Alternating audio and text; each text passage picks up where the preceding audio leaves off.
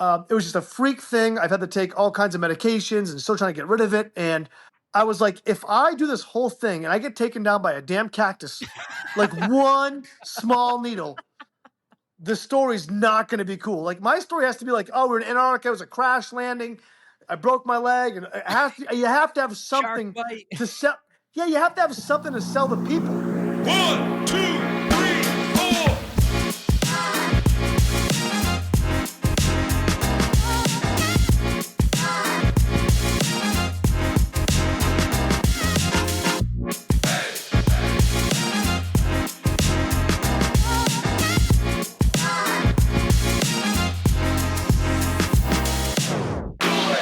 What's up, everybody, and welcome to episode 134 of the On the Runs podcast.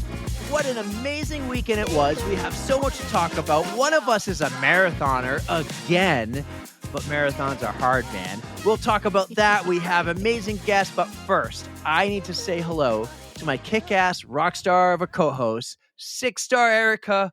What's up? I am doing just fine, my friend. I got to give you rock star status this week, Mr. New Second Marathoner Manchester City. Does it count as my third, though? Because I've done an Ironman, and that was a marathon. Does this I'll count? Count it. Do I say I'm a 2-time marathoner or a 3-time marathoner? What do I say, guys?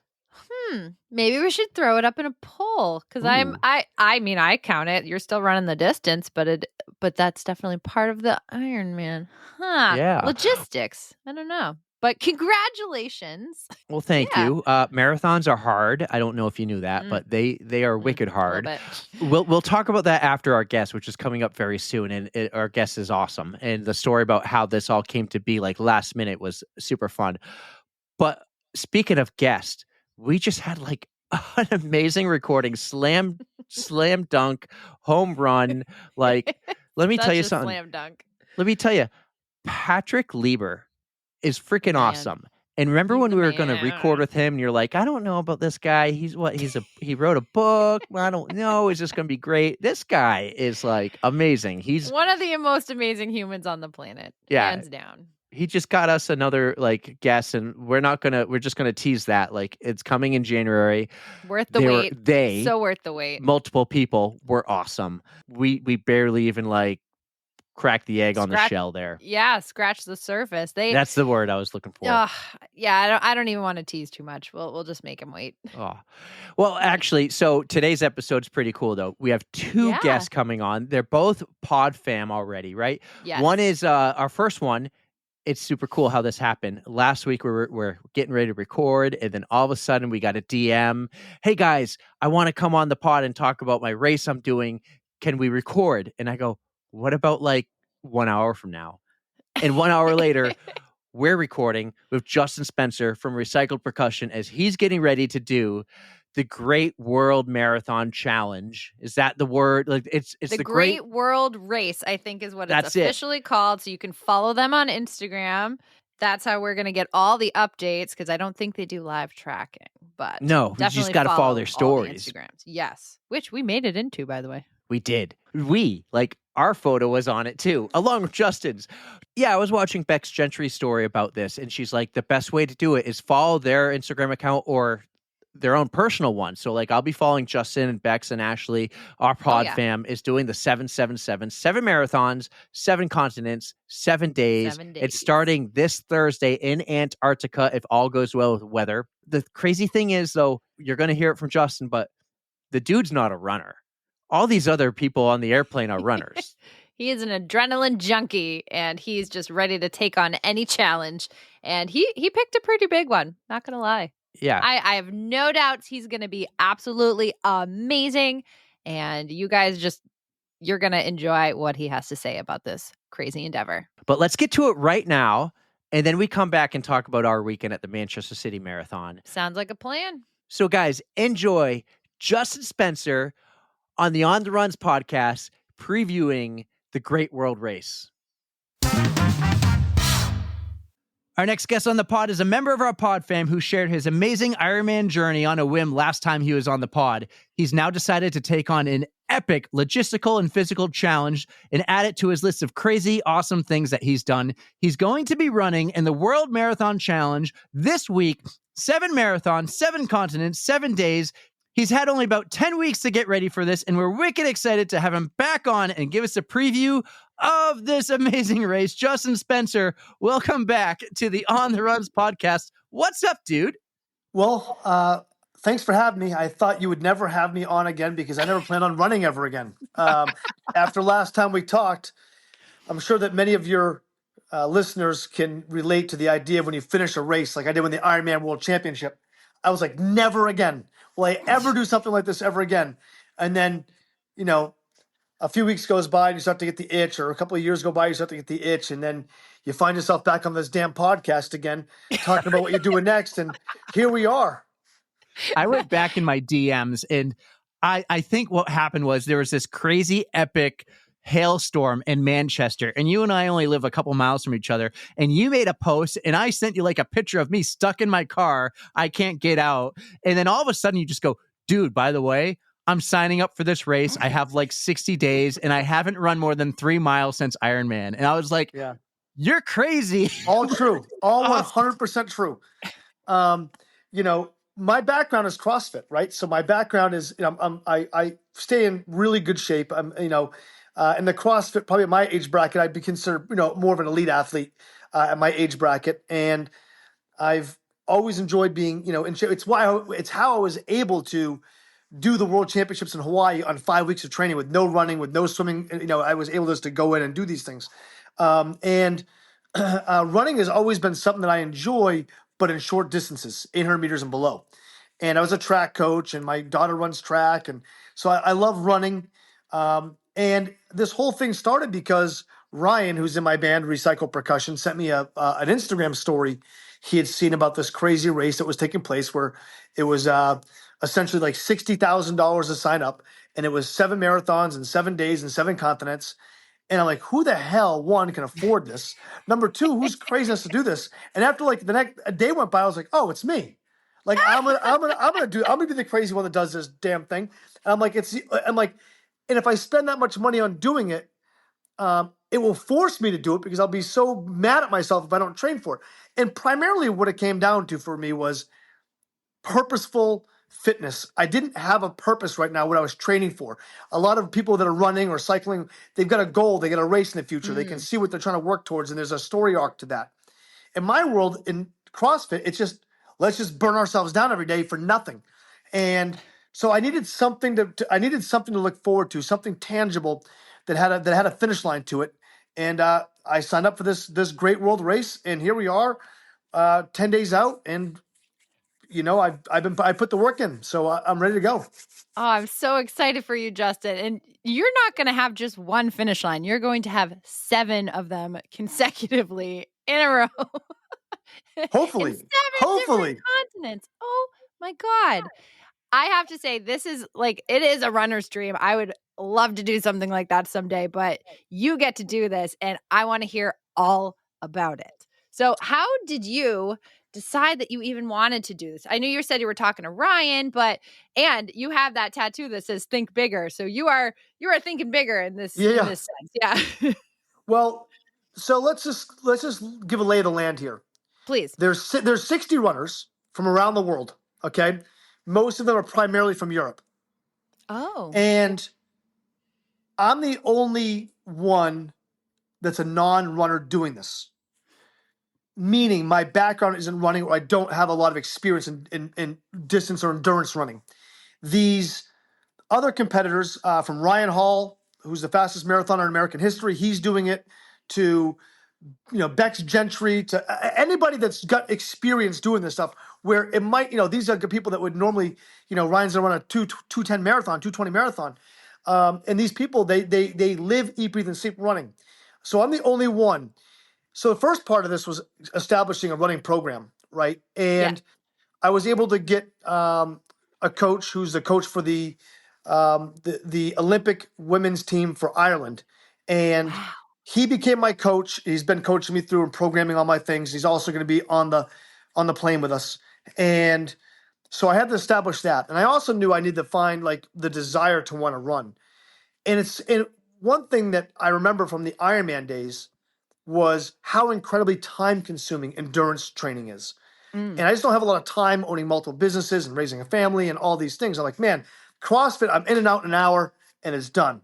And some of these endurance training, it's a half a day of your life trying to train and get ready and all these Oh, things. yeah. So I decided to say, if I'm going to do this, I'm going to go all in and see if somebody like me who's a severe attention span issue can focus for 10 weeks and get ready for this race.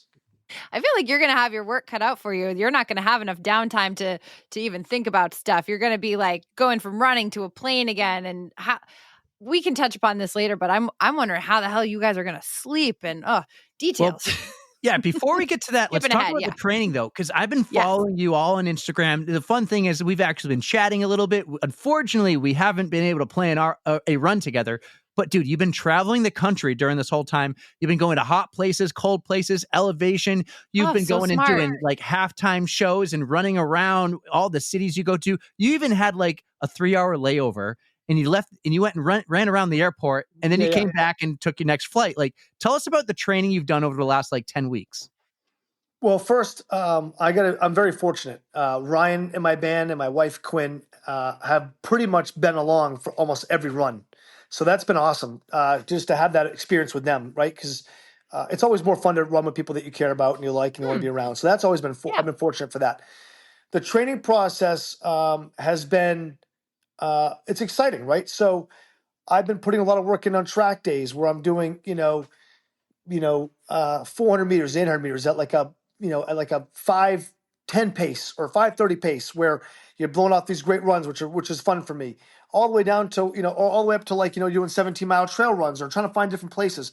I went to Utah and ran for 5 days. I did 50 miles out in Utah at a higher elevation and much more difficult terrain, a lot of uphills, thousands of feet of different elevation change, which is with heavy winds. Or Ryan and I ran around Chicago, and we ran around Indianapolis and Milwaukee, and I've had the opportunity to do some really cool things where in this experience, I went to Las Vegas and ran the 13 miles on the Strip. So I've been trying to change up my scenery from, I can't just do the same run every day. It's tracks, it's different places, just because my brain needs to see, just to be stimulated in different ways. Oh, yeah. And that's been that's been fun for me. You definitely picked some cool places. So this was all like while you were touring around. So how was your energy level during these? Because you're playing shows. I know that's so physical. And then you're going out and doing runs like 13, whatever miles. Like, that's a lot. Yeah, my energy's been good. And, I haven't had any situations yet where it's felt overwhelming to me. Good. There's times where your legs are tired, but, this is a different ballgame, because here's one thing I do have experience in that the other competitors most likely don't have experience in. I have 5 world records, and 4 of them involve travel. I've been around the world. I went around the whole world in 4 days, literally the entire world. I've performed in 25 countries in 7 days. I've been to all 50 states faster than anybody. We did it in 12 days, 5 states a day. So I have experience on traveling. So I understand what it feels like to do 16-hour flights and what to experience when I get off those. But I can live in a capsule. I buried myself underground. I've done things that a lot of people haven't done that we're running with their advantage. I'm like, yeah, but I've existed in time zone changes like crazy. I know what the jet lag feels like, which makes me more nervous for this race than maybe what they realize, because I think that, when you do the calculations, I'm in the air for 78 hours. Wow. 78 hours. 78 hours I'm in the air, plus running 183 miles. I don't know if your competitors know what they are in for that, because like you said, it is kind of an advantage. It doesn't make it easier, but at least you do mentally know what you're in for. Like that number, 78 hours. Wow. Yeah, I mean, this whole thing, so basically I go to South Africa, and I was stationed there for about 8 days, okay? So I've been in South Africa for 8 days. We're having the race meetings, meeting all the competitors, hanging out. And then essentially what happens is there's a plane waiting for you on what's supposed to be the departure date for Antarctica. The very first marathon takes place in Antarctica. And the reason for that is because Antarctica's weather can change at any point.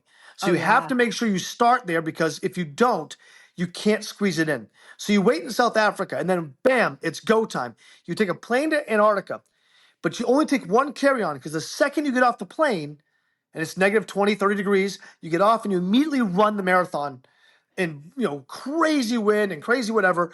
Yeah. Basically, for me, I've always wanted to go to Antarctica. This is a walk-run deal for me. This is like a save your legs for later on down the road. Right. I'm preparing for marathons. Really the ones that scare me are marathons 4 and 5, and I'll explain to you why. Yes.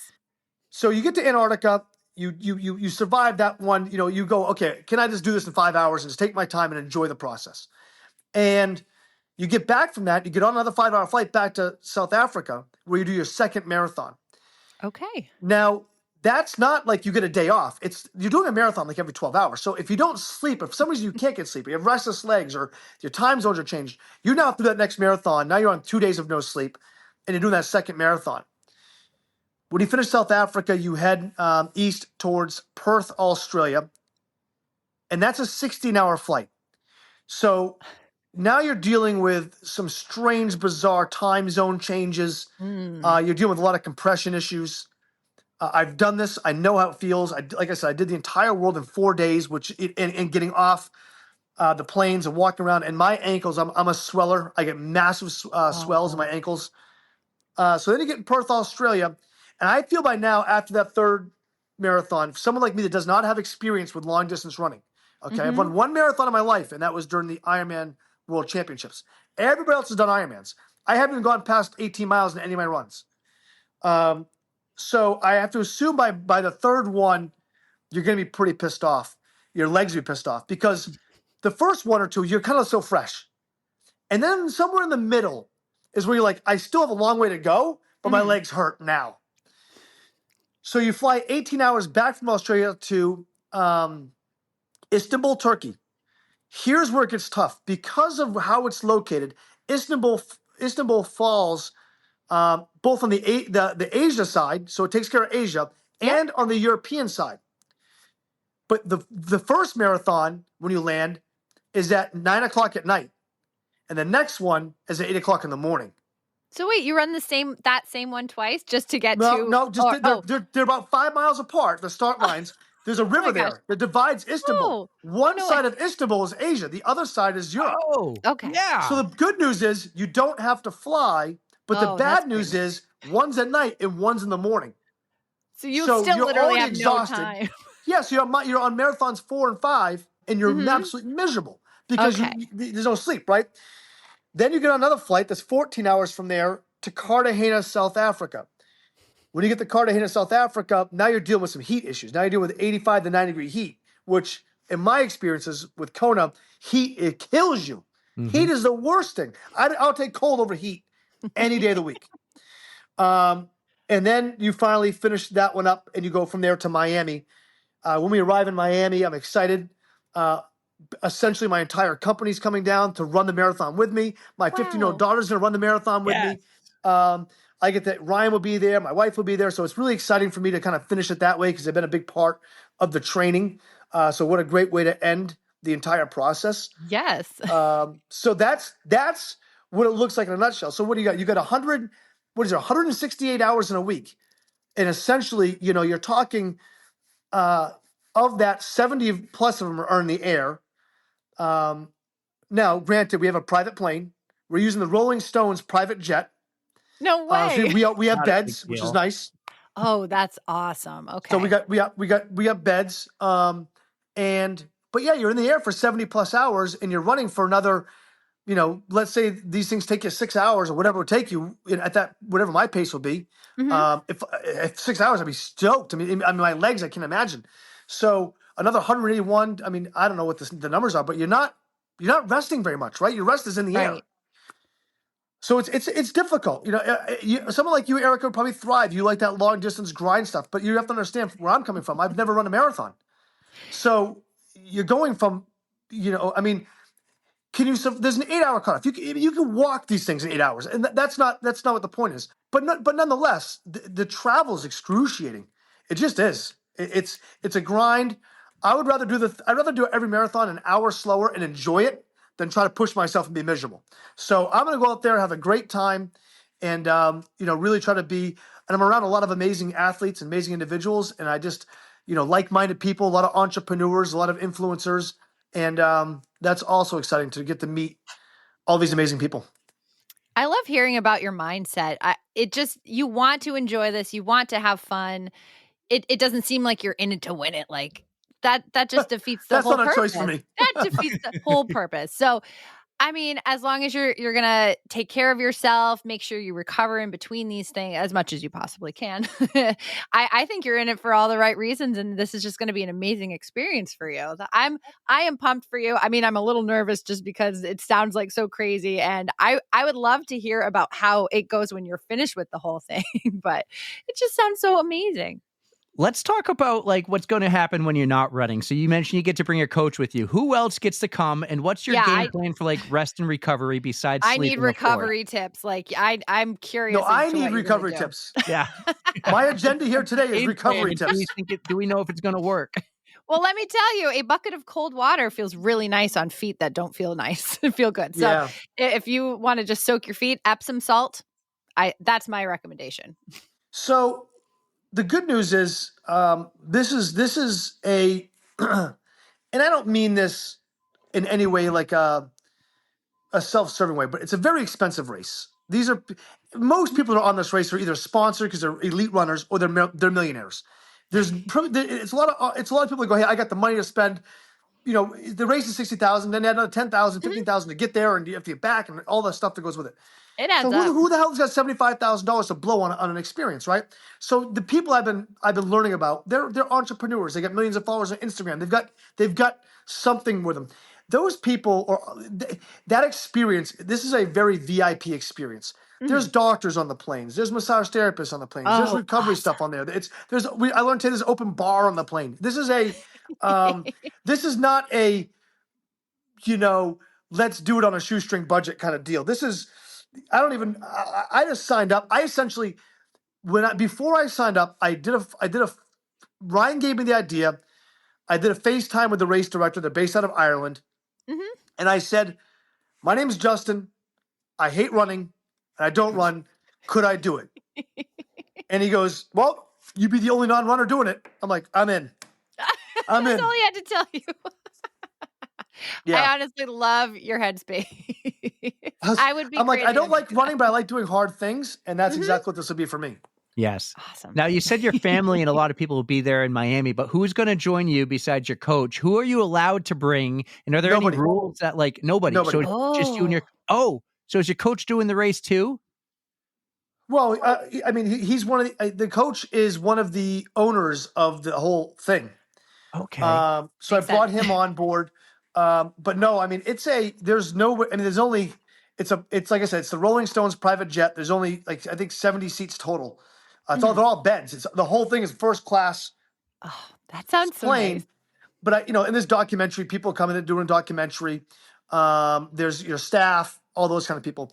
But really, at the end of the day, I think that what excited me most about this wasn't the running. And I think that this is something that all the people who listen to your podcast would agree with. What makes running or any of these kind of adventure situations so exciting is meeting new people and creating new experiences. Yeah. And at the end of the day, if I brought people with me that I knew, it would keep me in a safe, confined space, and I wouldn't get to meet some new people. I want to go meet some new people. Yes. I'm hoping to make some new friendships out of this. And sometimes in life, you want to do things on your own because you want to know how you want to know how strong you are on your own. And when you're on no sleep and you're on your third marathon and you're in pain, your knee's fucked up, or your Achilles is exploding, or whatever the case may be, or you've shit your pants twice and you're crying. I don't want my wife right there to comfort me. I don't want comfort. I want to figure out how to navigate that on my own. You want to commiserate with all of the people who are in it with you. Yes. It's a bonding experience. So for me, at the end of the day, it's natural to go, yeah, I'll bring some people to be comfortable. I'm like, I want to be uncomfortable, actually. I want to be uncomfortable. Love that. That is a surefire way to break out of your comfort zone. It throws you right in there. There's actually going to be, so we've been, everyone who comes on the podcast, Justin, we call Pod Fam. I got this poster here behind me. This is our first 100 episodes. We call that the foundation. You're on the poster. as well with 2 other members of our pod fam. So we're like so excited to follow because we have so many connections. So it's you, Bex Gentry, and Ashley Paulson. You can't miss her. She has the pink hair. Yep, I know. Yep. It's going to be so cool to like really follow this journey. We're really excited to see it. Like, I'm invested. I am. Well, let me tell you this. People like Ashley, they're like, oh yeah, so I went grocery shopping this morning. I ran like 45 miles. But anyway, I'm like 45. These people, this is what they do. Uh-huh. This is what they do. You know, it's like they're gonna do it, no problem. No problem. And yeah, I mean, let's say somebody averages a 3-hour marathon, they're probably doing 4-hour and 20-minute marathons because of how long it is. Mhm. But these people that have got experience, this is like when I told Amber, who you know, Amber, yes. you know, I texted her, I said, this is what I'm doing. She's like, you're literally doing my bucket list dream. I'm like, yeah, because she runs and she deserves to do it. I feel like just going, hey, Amber, here's the money. You'd enjoy this a lot more to do it. She's like, but you're crazy for doing this on 10 weeks of training. You know, fortunately for me, I'm very fortunate. I have got 0 ailments. Even when I crashed it all into 10 weeks, I have no shin Knocking splints. on wood. I've got no Nothing. Achilles issues. I got nothing. So I'm going into this race with no injuries, which is great. I'm going to get them in the races for sure, but at least I'm starting out of the gate pretty healthy. I think Amber couldn't go a whole week without Charlie or Ollie around anyways. So I think true. I'll keep it on the bucket list, Amber. I can't wait for you to do it. But if you Yes. make it out of that thing unscathed, I would be completely shocked. I anticipate everybody on that plane is going to be walking, like hobbling around and not feeling great because how do you do it? Well, how do you do it, Erica? You just ran 100 miles yesterday. I was a mess, Justin. Huh? I was a total mess. She Did you cry at any point? Oh yeah. Like 8 Yeah? times. Oh yeah, I 8 times? no less than 8 times. I was an absolute mess. Like emotions just come out because you get so tired you can't control it. You're like, I don't know why I'm crying. This doesn't make I have a friend. Was my friend there, Mary Moon? Does she run those things? I don't know. Oh, that name No, doesn't ring but- a bell, but yeah, You this know is what's just- really funny? what? Oh, I know who she is because I know this guy. His name's Eric Sweet. He does the adaptive hikes with me. And when we had you on last time, she jumped in the DMs and she's oh like, no way. yeah, she's like, Justin this, Justin that. And I'm like, I know you through Eric. And but that's funny you mentioned That's that awesome. name. I don't She's think always doing those crazy races. Next year, have her come on down to the hamster wheel. I think next year I'm going to crew and pace because I want to be on the other side of things and help everybody who helped me. So Did you, if she's there, I'll help her. I want to understand this race. So when you do it, I just have a question real Yeah. quick. So you do a 100-mile race, 4-mile circle. Yep. How much time do you have after when you get in? The clock beeps like almost like every hour beeps. No. That's like a backyard race. This Okay. one you have 30 hours or whatever. There's like a 30, a 24, a 12, and a 6. Whatever your race that you sign up for, you have that much time to do as many laps as you can. And it's Got you. It's chip time, so you go over a timing mat. You don't have to keep track, which is great. How many times did you stop? I think it said out of my 30 hours, I did 25, almost 26 hours of moving time. So I stopped. And what was for your a walking reason. to running ratio? Oh man, like 74 miles of run walking, and then the rest was straight up walking. Yeah. I like to do I will do like a 0.1 mile walk and then run the rest of the mile. And then once I get more tired, I just increase my walking mileage. Right, And the it just ratio. works. It just works because I have to see a number. Like minutes don't matter to me. I have to just see like you're at mile 95.8. You can walk the rest of this. And Right. that's just numbers. But yeah, definitely intervals are your friend. They make you feel so much better because I have seen people who are just continuously doing the intervals and they will beat me even if I had ran like the whole time. Like they can just conserve Yeah. energy. And that's kind of how I feel with these marathons for me. Yes. Is, hey, you know, maybe my ratio is going to be I'm going to run 20 miles and walk 6, whatever that ratio becomes, and just save my legs because for me, Yeah. I if I can, my goal, I don't look at this as one marathon. It's like, yeah, so you did 6 hours. I'm like, dude, I'm in Antarctica. The wind's 30 miles an hour. I'm just trying to get through this thing. And also, when will I ever go back to Antarctica? I just want to check it out. Yep. I'm not in a hurry to Right. race through it. You know, I always say, like, at the end of the day, no one's like, how fast are you? I'm like, dude, I did a marathon on every continent in 7 days. Seriously. Whether you do it in 6 hours or 5 hours or 4 hours, it's no one's like, what were your grades at Harvard? I'm like, I graduated from Harvard, bro. It doesn't matter what my grades were. I did it. Like, that's all I care about. I'm not trying to beat anybody but myself. Yes. And that is the way I love to see it. When you're doing these great endurance races, it's literally you against yourself. You should not compare yourself to any of the other runners out there. Just run the race that you are in and enjoy. We should do an adventure race together. Like, we should form a team. I'm in. I don't even need to hear more. I want to do something crazy when this is done. We're going to want to do like an adventure race next year.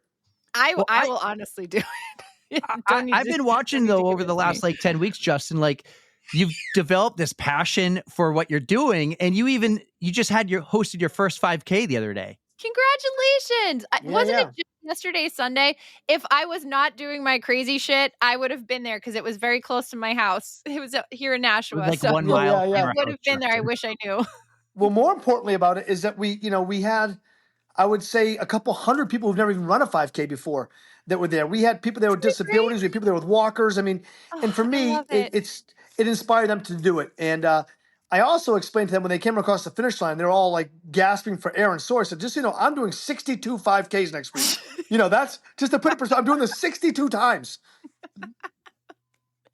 Oh, I just love how inspiring you are to bring the community together. Like, that's how I felt at Hamster Wheel, because I got a whole bunch of people out there who have never run a marathon or more than a marathon. And I'm like, you guys can say that you did this now. This, like, you're starting off strong. This is great. So I love that you're able to inspire people to get out there and just try their first 5K, even if it's walking or just however you can to get over that finish line. And the same goes for you with these marathons.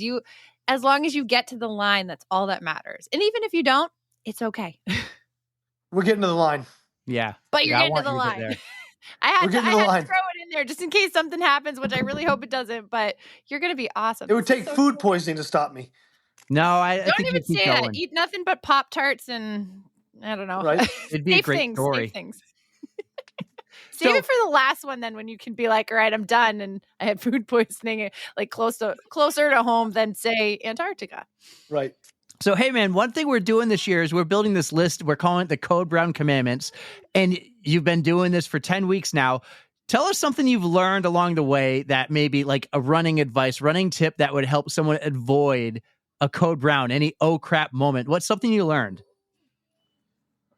Well, I'm sure that all the things I've learned, everybody that listens to your podcast already knows. You'd be surprised. Well, I mean, it's the standard stuff, right? Because I didn't know that nipples would chafing, and I had gotten fun to find out. I had gotten some bad nipple chafing. I didn't know that was even a thing, and I went to the running store. Like, oh, they make nipple guards for that.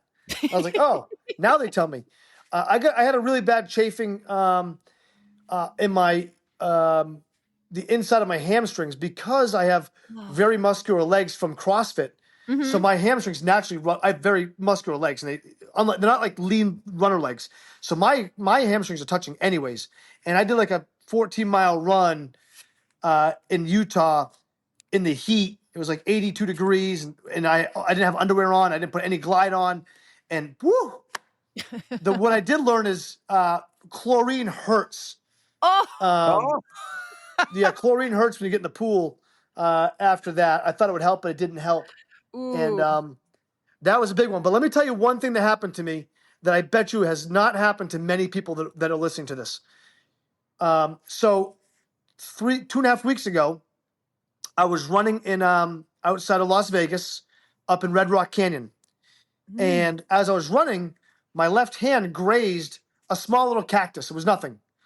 I didn't think anything of it. And I had a little bit of blood between my finger, and I was like, oh, I just kind of popped it out, like whatever, and didn't think anything of it. Because I've hit these kind of bushes before. And then about 3 or 4 days goes by, and I start to see like red dots appear on my forearm. I was like, weird. And then about a week later, my fingers start to swell and swell and swell. And whatever was in that cactus, I just grazed as I was running, blew my entire hand up, like almost like I broke my hand. And it was so painful. And you can still see it. It's like it's blue right now. That's after 10 days of narcotics compared to this finger. Yeah. The knuckles all swollen. You couldn't bend it. I've got all these like dots in my hand. It was just a freak thing. I've had to take all kinds of medications and still trying to get rid of it. And I was like, if I do this whole thing and I get taken down by a damn cactus, like one small needle, the story's not going to be cool. Like my story has to be like, oh, we're in Antarctica. It was a crash landing. I broke my leg, and you have to have something to sell. Yeah, you have to have something to sell the people. I can't like. So I was in the desert and I hit a cactus and I almost died. Like that's not the story that's going to sell.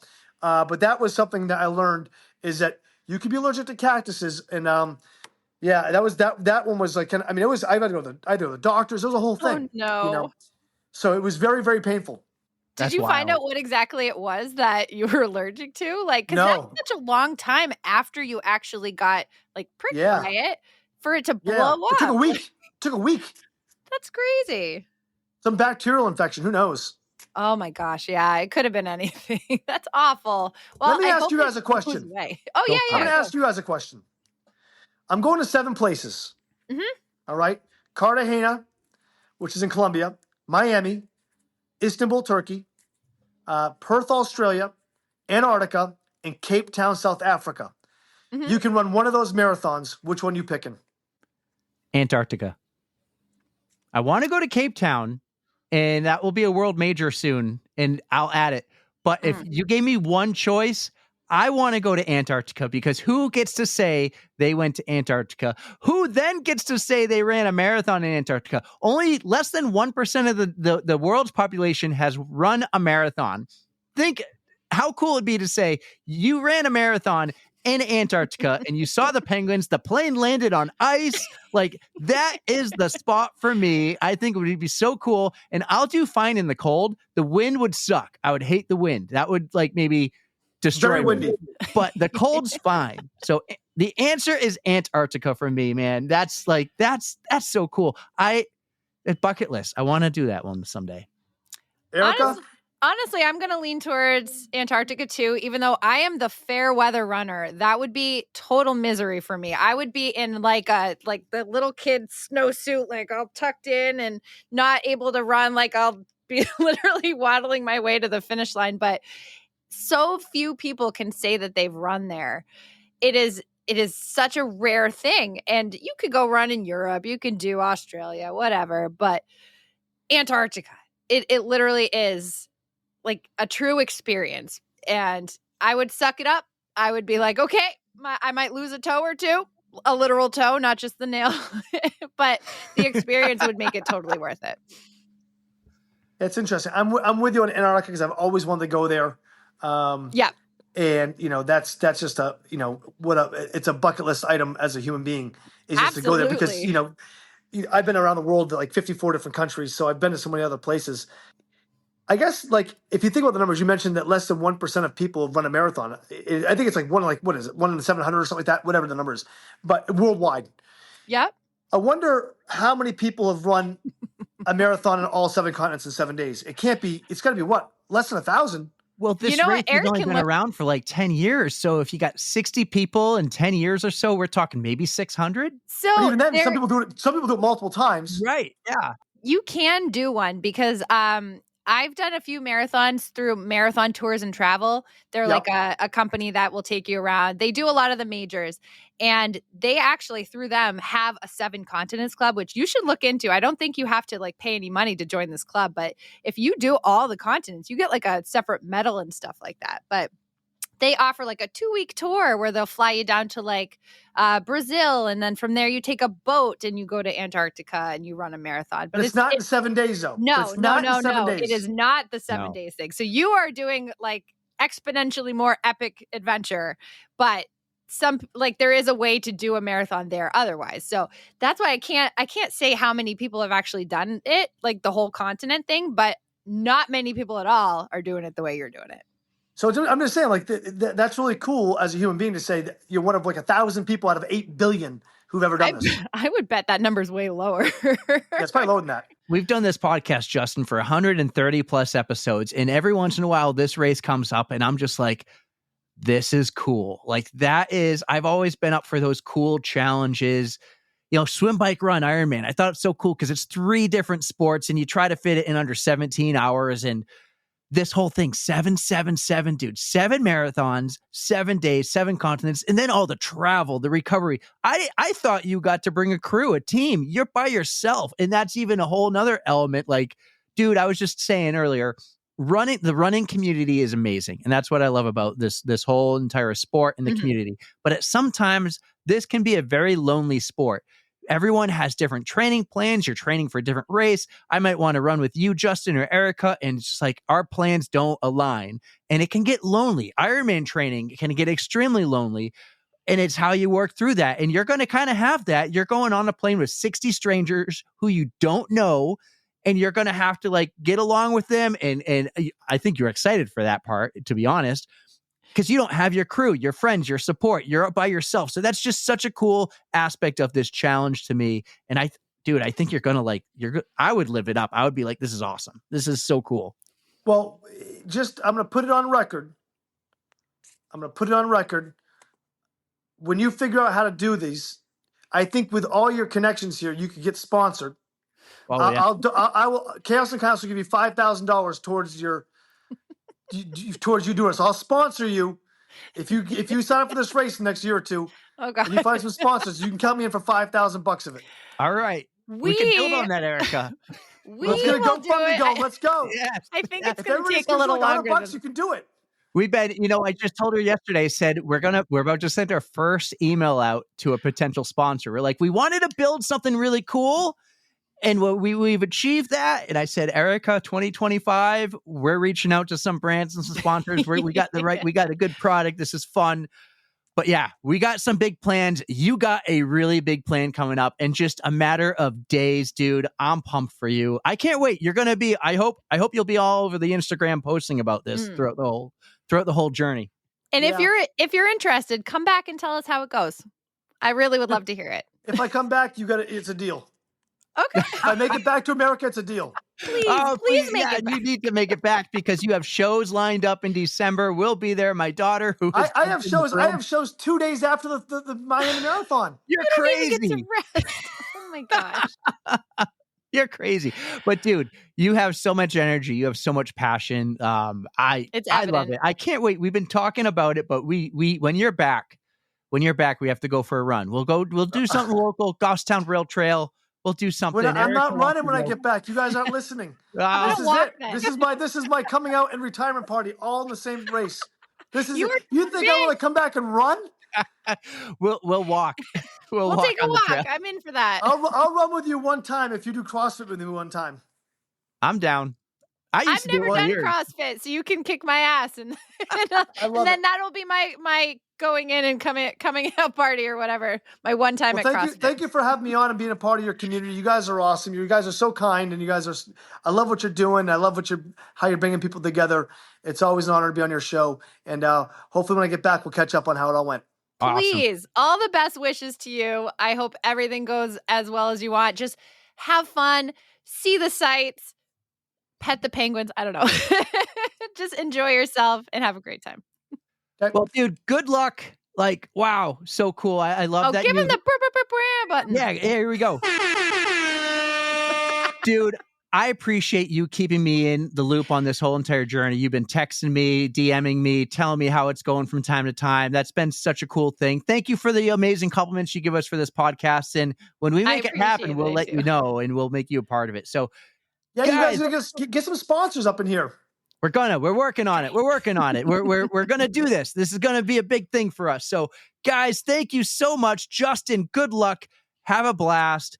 Have fun. Say hi. You know what? I have one small bucket list item. When you're out there, get a picture of you, Bex, and Ashley together for the pod fam. Oh, dude, that would be sick. But have fun. Say hi to everybody. Make friends out there. Get the miles. Sleep. Recover. Eat good food. Don't throw up. Have no fun. Code Browns. No Code Browns. No Code Brown. And like I always do like to say, don't fear the Code Brown. Just go out there and do it. So, dude, awesome. Good luck. This is going to be great, buddy. Thank you, guys. Appreciate it. Justin, oh my gosh, thank you so much for reaching out to us. We are so excited to follow you on this amazing journey. So, like we said, go to Instagram, follow Justin on Instagram, follow the Great World Race. Check out all their stories. They're going to be posting updates, hopefully a lot. I mean, I am going to be glued to this. This is going to be so Yeah. incredible. Just have fun. Enjoy. I'm going to be more glued than like anything else because we have so many Right? connections there. And you were just, Oh, you so you cool. actually had like a little back and forth with Bex the other day saying good luck after you took her last class before the Yeah. race or before her Yeah. trip out to South Africa. Justin said, if he comes back alive, he'll come back on. So sometime I'm sure in December. Better. Yeah. So I'm sure sometime in December you'll hear like a special edition recap. And maybe we can get Ashley or Bex on for 1-2 or something like that. Would be so Right. cool. I'm so excited for this race. Isn't it cool? I just love the people who have that kind of like the drive to do something like this. Like it excites me. It really does. That's the kind of thing I would love to do someday. And I'm going to be living vicariously through all of Yeah. you because Yeah, it just sounds like such 100%. a blast. Like it will be a challenge, but fun. Yeah, I'm going to like Fun. shoot a couple DMs throughout the race, like check in Do on all of it. them. Yeah. On Oh, all of yeah. them. So I'm sure if they're not sleeping, eating, recovering, running, what else they got to do? Be on. God, they'll I'm be so on a plane. pumped. So a couple days, Thursday, they're starting the race. Like, Yeah. Oh, gonna be so cool. So I just hope weather's gonna cooperate with everybody, that everything goes without a hitch. it's going to be and- epic. Yeah. Epic weather. Well, like you like to say, regardless of what it is, it's gonna be epic. It's going to be epic. Well, one thing I learned this weekend though, and they're going to have to do it 7 times, but marathons are hard. Holy shit. Yeah, dude, no doubt. They are no joke. You have to respect the distance, but I am so incredibly proud of you. I know you were saying you're like, oh, I might drop down to the half, but you I should did not. have. I should have. I'm going to tell you right Hey, now, you were I pulling absolutely out should your have. 20 milers, but you know what? I am so excited to be on this side of things because This is- I get to ask you all the questions. This is never new. happened. This is different. I don't know what to do. We're 134 episodes. We've never really talked about rare. me. We're Yeah, I going to do know. it one time, and Shauna goes, "We went too long. We can't talk. We can't talk about your race you did because Erica went too long talking about Chicago." That was episode 2. Well, too fucking bad now. It's your turn.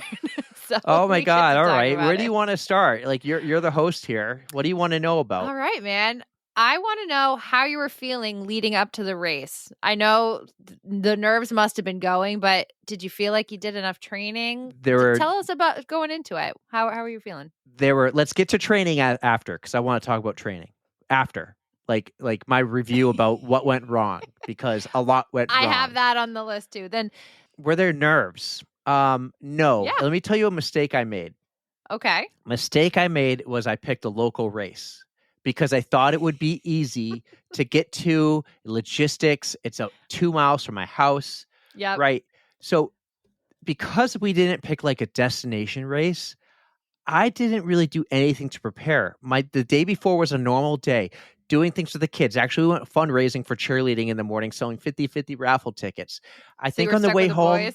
yeah, on the way Yeah. home, I stopped at Millennium, got my bib, went home, cooked dinner, did all those things.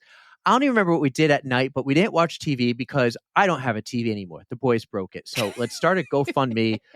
God, my house has been destroyed this year. I don't have a TV. They knocked it over, and that's sad. The other problem was I needed someone to watch the boys. So I picked, Yep. and Tara volunteered, if you remember, a long time ago in the group chat. I can find this. I approve. She goes, I will watch I your might boys. need the receipts for that. Right. She's like, I will babysit for you to run a marathon when I was debating doing this. I picked this race. Like I said, it's a mile from my house. I woke up super early in the morning to drive the boys 20 miles to my parents' house to drive back here 20 miles. So I drove 40 miles to start a race that was a mile from my house. I prepared the night insane. before at like 9 p.m., packed my running stuff. I packed the boys' clothes and everything because I wasn't even going to get them dressed. I had muffins. They were going to eat muffins in the car. They go to Mim and Papa's in their PJs. At Mim and Papa's, I that's where I got dressed and did everything. So I showed up to the parking lot where we always meet, ready to go. All I had to do was actually throw on my sneakers, and I did that. And then I did my warm-up run up the hill to the starting line. You got to tell everybody what time you rolled into that parking lot and what time the race actually started. Race started at 8:50. I rolled into that parking lot at 8:29. and I delayed a few minutes because I ran into Joya. You know Joya. Oh, yeah, of course I know Joya. And Joya's like, hey, Eric. And I was like, hey, Joya. And she goes, oh, you do remember me. And I go, of course I do. When did we meet? We realized we've only met once in person, maybe twice. Oh, that's it? But it was Oh. 12 years ago at a Dave Matthews concert on the floor. Oh, no shit. Yeah. That's really funny.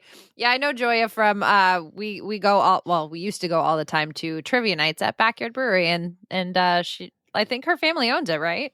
Yeah, I think so. But Yeah, I I think think her you're right. family owns it. And So, she mentioned it's Jen. awesome So over she there. knew like we were doing the podcast because we had Jen on. But Gotcha. yeah, I kind of like jogged up the hill as my warm up right to the Yep. starting line. And I got there and met you.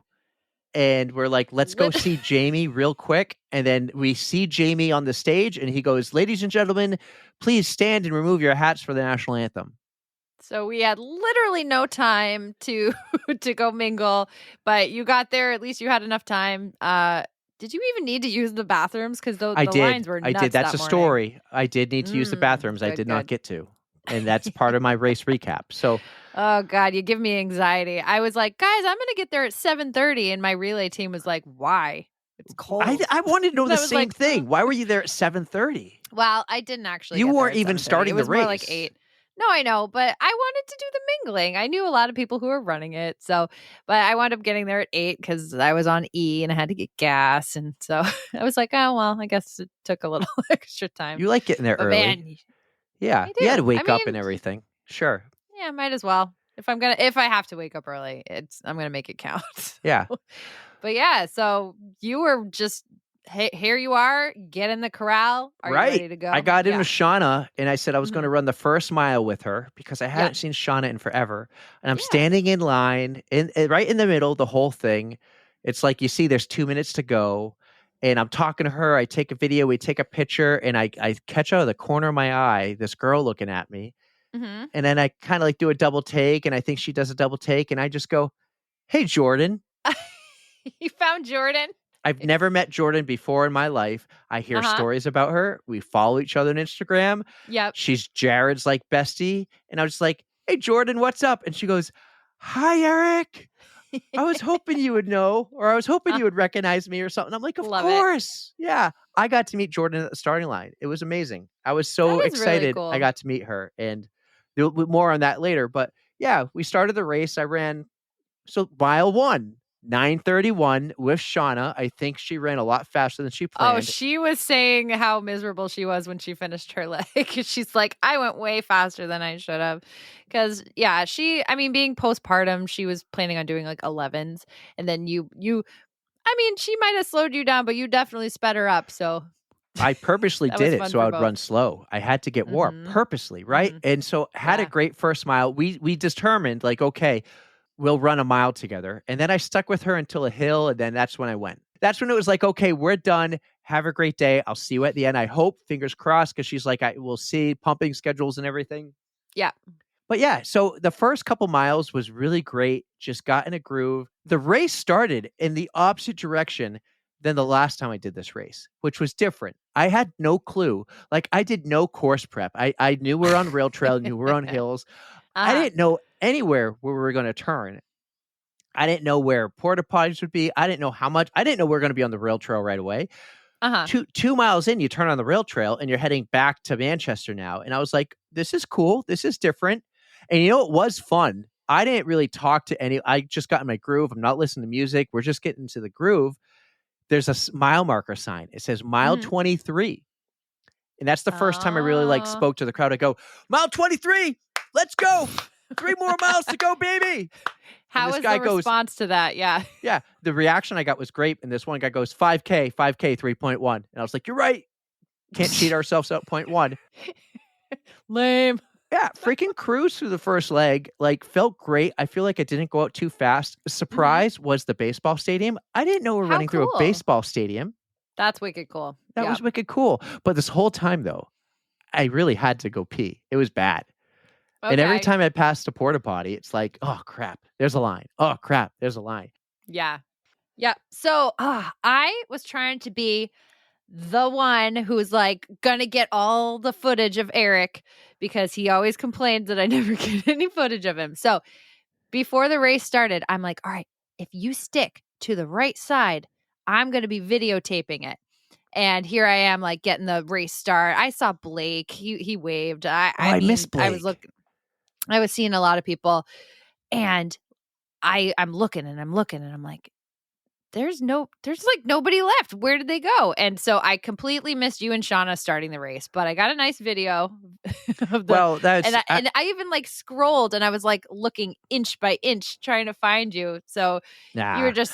I asked Shauna, I'm like, where were you in response to the banana? There was a guy in a banana costume. We were like She's right like, in the middle "Ugh." of everything. It's just I know. yeah, we're right in the middle, and it was just the way You it worked out. thwarted my attempt to get content on you, but Yeah. I'll let it slide. All right. So while you're running the first leg, I for the relay was runner 2. So I'm waiting in the corral and I'm just like, man, maybe I can catch Eric here. So I'm waiting and I'm waiting and I'm waiting. And then I'm like, Shauna's like due any minute. So as I go to turn and try to get into my little, like the tiny relay corral, you run by and I'm like, you've got to be kidding me. He's right there. So like I didn't get to videotape you, but I hope We you heard me. high-fived, I though. was yelling. No, we didn't No, high five. I was too far away. Yeah, but I gave you was like hoping. the what's up? Yep, you did. So I was trying real hard and I was like, So you had a good maybe a 5-7 minute lead. Fantastic. Oh, really? I grew that Yeah. much of a lead on her? Yeah. Yep. Because when Shauna came in, me coming off of my hamster wheel race, this was like only the second time I've run. Yeah. And I was like, I'm going to take it easy. I was doing like 8-10s. Wow. I was trying to get you. Yeah. Well, But we made a bet. It was like if you catch me, I buy a beer. If you don't catch me, you buy a beer. Yep. Yeah. So the whole time, this was a very, very hilly leg. And you can go into that a little bit more, but I, needless to say, did not catch you.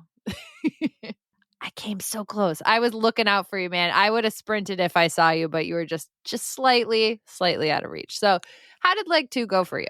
So in a weird way, this was like my favorite section, and everyone's like, what the fuck, dude? Like, this is the hilliest section. And Well, I've been running hills all year. yeah. Hills pay the bills. Hills And pay the I'm just bills. feeling great. Like that first 5 miles was perfect. It wasn't super hilly, had some hills. This whole course has a little bit of everything. The Yeah. course was great. Oh, yeah. I love that. Like you got some trail, you got some paved, you got some hills, downhills. I remember like you're running straight for some time and it's really just uphill and uphill and uphill. I Yeah. mentioned I really had to go to the bathroom. I really had to pee, right? And I'm seeing porta potties. At mile 8, there was an aid station with 2 porta potties. And I just said, you know what? I just climbed this hill, going to take a second. There was 2 people in line. And then one guy walks in, right? And I'm like, okay, so now I'm the second. There's only one other guy. So I waited to use the bathroom. And I go to the bathroom and I'm standing in it. Now you don't know this because you don't stand in a porta potty. As I'm standing in the porta potty taking a whiz, there's air vents with little holes and you can see them. And I'm looking at everybody through these air vents running by. Everyone that I just passed, everyone that I just like passed on these hills. I'm like that meme of the dad at the rest stop looking at all the cars on the highway going by the rest stop that he just worked a whole hour to pass and he had to pull over for his kids to use the bathroom. That was me looking at everyone running by. And then I'm thinking, maybe there's Erika. So I did the math. It was about a minute you had there to catch up. Yeah. Including like the waiting and the dude, this was a solid piss. Like we're talking. He really had to go. Yeah. This was solid. So God, I hauled ass. I really did haul ass. But I mean, there were a couple times where I'm like, this hill is never ending. Like the one right by the dairy field. I was like, this is just continuous. Love it. It was stupid awesome. Goddamn hill. It was awesome. So I did do a couple walking breaks, no shame. And I no, come on. You only had a leg. Still, my legs were very tired. But there was a special guest out on the course. Did you manage to see him? There was. So this was cool. So this again was my favorite part of the course. And I'm feeling great. And the hills are not kicking my ass. They really aren't. I'm running up the hill though at mile 10 and the sun is directly in my eyes. And I hear someone yelling and I see a sign. The sign says no swim, no bike, no excuse. And I just thought that's clever. Must be a triathlon person, maybe cheering for a triathlete or whatever. Dude, It was like 20 seconds of me running after reading that sign, realizing that was my friend cheering for me. That was Scott Black, who came out of nowhere. I didn't know he was coming to this race. Like the other week, he was in Sedona, like Oh, checking wow. out national parks or whatever. I'm like, what the frick, dude? Who you? This is awesome. Well, I have to say, I had the inside scoop. He reached out to me and he was like, "Is Eric still running?" And I was like, "Yeah, he'll be there." And I go, "Are you gonna come to cheer?" He's like, "Yeah, but I'm gonna keep it a secret." And I was like, "I'll never tell." Cool. And I did keep my secret, so but love I'm that glad someone he did made it that. out there. That's I mean, I got awesome. to see him when I ran by too, so it must have. I was so close to you, man. I was trying. Well, I'm not surprised it was Scott because Scott's done this. Scott has flown to races before to surprise people and then flown back the What a same good day. friend. So Oh no it was, shit. yeah, it was 100-miler. I Scott. don't even think he got a rental. He flew to the airport, then like walked to the course, cheered them on, I then walked remember back to that the airport. story. Yeah. I remember that. Yep, that's cool. But dude, 10, 12 miles in, I was feeling great. You run through this other park and this trail. You Yep. run up the dairy field. I was Yep, feeling you run good. down Hanover. That was Dude, great. that was fun. Like, I know, right? yeah. And Were you feeling good on the downhills like you were on the uphills? you know what was really cool about the downhill was I ran into Dave Beliveau. Oh, cool. I ran into him on the downhill and he was running with a girl. Her name was Carla. He goes, "Hey, Carla, do you know Eric? Eric has a podcast called On the Runs." I don't know who Carla is at this moment. And she goes, Mhm. "Oh, I know who that is. He paid for my registration at the Goffstown Gallop." And I was like, that was you? What are the odds? Oh my Right. God. That was like 2 years ago too, or Yeah. 3 years And that ago? story was she was in front of me and she had a debit card or a credit card to pay. And they're like, "Oh, we don't take cards, it's cash or check." So That was like Mike Beeman time. So that was like 3 years she was Mike ago, I Beeman's think. 2 friend. years? She actually told me she talked to Mike Damn. Beeman that morning and he wished her good luck. So Love I it. ran down the hill with them. He took a picture. It's the best picture. Dave takes the greatest photos. He absolutely does. He honestly does. Yes, he's amazing. So yeah, I'm feeling good. Halfway through, crushed it. I Yeah. had no when you hit the end of the half marathon mark, half marathon goes straight, marathon goes left. I had no regrets turning left. I'm like, this is fine. I know it's going to get harder, but I Mhm. know the hardest part of this course is over. So many Yep. people were yelling my name through that section. Must have been Jay relay Duncan people. was one of them too. Yeah. She was out there. I didn't know any of these people were there, but when they saw me, they were yelling, "Go, Eric. That was so cool." And I'll touch on that later. Nice. And I was feeling really great. And then mile 15, you're on a trail, kind of like Mhm. along the river, just before you get back on the rail trail and the bridge. There was a section of the course that was flooded with water. There was no way around this. Oh. I thought I saw a guy trying to go on the right side and like climb a fence, like climb on the fence with his hands and his feet and like skimmy across it. I'm like, Oh my okay, well, I'm going to God. go left. I thought I had an opportunity on the left, and I made one large step and stepped in water. My right foot got soaked. Oh no. That was too bad. Around that same time, I saw Todd Keating. He was pacing the 4-hour group Yeah. because we crossed paths because he was going one way, I was crossing the other, and then I had to make a U-turn. So I was Yeah. just behind the 4-hour pace group, and I was like, all right, I don't think we're going to break 4, but I think we're kind of on a goal here of like the 4:10, 4:15. Okay. So, I- question for you: what was your fueling strategy? Were you taking stuff on the course, or did you bring stuff with you? Because I don't even remember seeing you with anything. I had it all in my flip belt. I had honey Oh, your flip stinger. belt. I had a Good. bunch of honey stinger, and I had a banana before. I had a bagel for breakfast. So you were all carved up. You were good. Yeah, and I knew I was going to have water and pull water and Gatorade from the course. That's what I do. I don't carry water. Good. It's an area I probably have to work on because at one point I just didn't care anymore about fueling. We're getting there. We're getting there. I'm probably not a Yeah. good race storyteller here, but You're doing it's just my fine. first time. It's my first time. Sometimes this is good to hear like the good and the bad, what you can improve upon in the future should you choose to do another one. Yeah, I laughed because you're should I like, choose to "Marathons do are another hard." one? We'll get to that too. Like I said, Exactly. Marathons Yep. are hard. Not that that's They're hard. news, but They're hard. this is where though I started to realize, okay, we might be in. I don't think we're in trouble yet, but this is going to get really hard. And that Mhm. section of the rail trail into the turnaround, probably about 5 miles worth, maybe just under. That's uphill, and Oh. my watch told me I was like at mile 15. But then I crossed like the 15-mile marker, and I'm at 15.4. And then I'm Okay. at mile marker 16. It's like 16 and a half on my watch. So sometime around mile 16 or 17, I came up to an aid station, almost like someone just created their own aid station. And I was like, I just go, is that water? And she goes, yeah, that's water. And I go, thank you. And I grab the water. And then she goes, is that Eric? And I go, yeah. And I look back. It was Yuki. so you were so much in your zone that you didn't even recognize that it was 100%. Okay. It was, but it was at the point where I was like, okay, I haven't walked yet. The only time I walked was if I grabbed water, I Yeah. would walk to sip the water. And the only Yeah. other time I stopped was at the bathroom to go to the bathroom. So I've yet to walk. Yes. And I didn't have a goal of not walking. I just was like, let's not walk until I really need to. And maybe I ran too long, to be honest. Maybe I ran too long before walking. But at that point, I stopped to walk real quick, grab her water, realized it was Yuki, kept going. I think that was the point I started to hit a pain cave, if that's the level I was at. I don't know to give it another a word or term, but that's when works. it's when I started to hurt. And I was like, okay, we got this, but we might be entering some unknown territory, right? I haven't done a lot of long runs. I haven't had the best training. We'll get to that again. Yeah. And then it just, as the trail went uphill, and as I kept going, it got harder and harder and harder. I stopped again at a porta potty to take a whiz.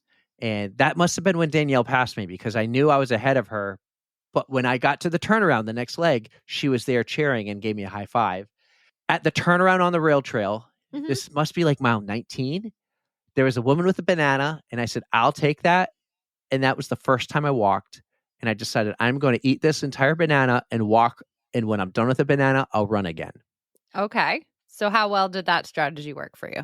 Worked fine. I walked for like a minute, ate the banana, but I don't Okay. know. What do you got for me? Well, all I was thinking is sometimes when you walk, it's hard to force your body back into it when you are in that pain cave. So I just wanted to make sure that pain cave wasn't totally taking you out of things. But from this point on, did you just keep running, or did you have to do like intervals or anything like that? I tried to do like a 9 minutes running, 1 minute walking. And I would Mhm. say if every time I walked, I made sure it was only a minute. But it was hard. Like, man, this was when I was like, okay, I should have done the half. Like, I didn't have the training. I didn't have the training cycle to do the Uh-huh. full. It just got too hard. And like I said, we'll just talk about now. Yeah. I had a great summer. Everything was working out great. I'm doing the workouts Nicole's giving me. We're doing fantastic. I might have to shift a day or two here or there. Once school starts, once the fall hit, and once I went on that work trip, I couldn't run on weekends. I couldn't get long runs. She had 16 mile, 20 miles, 17 mile, 18 miles. She had all these long runs for me. Yep.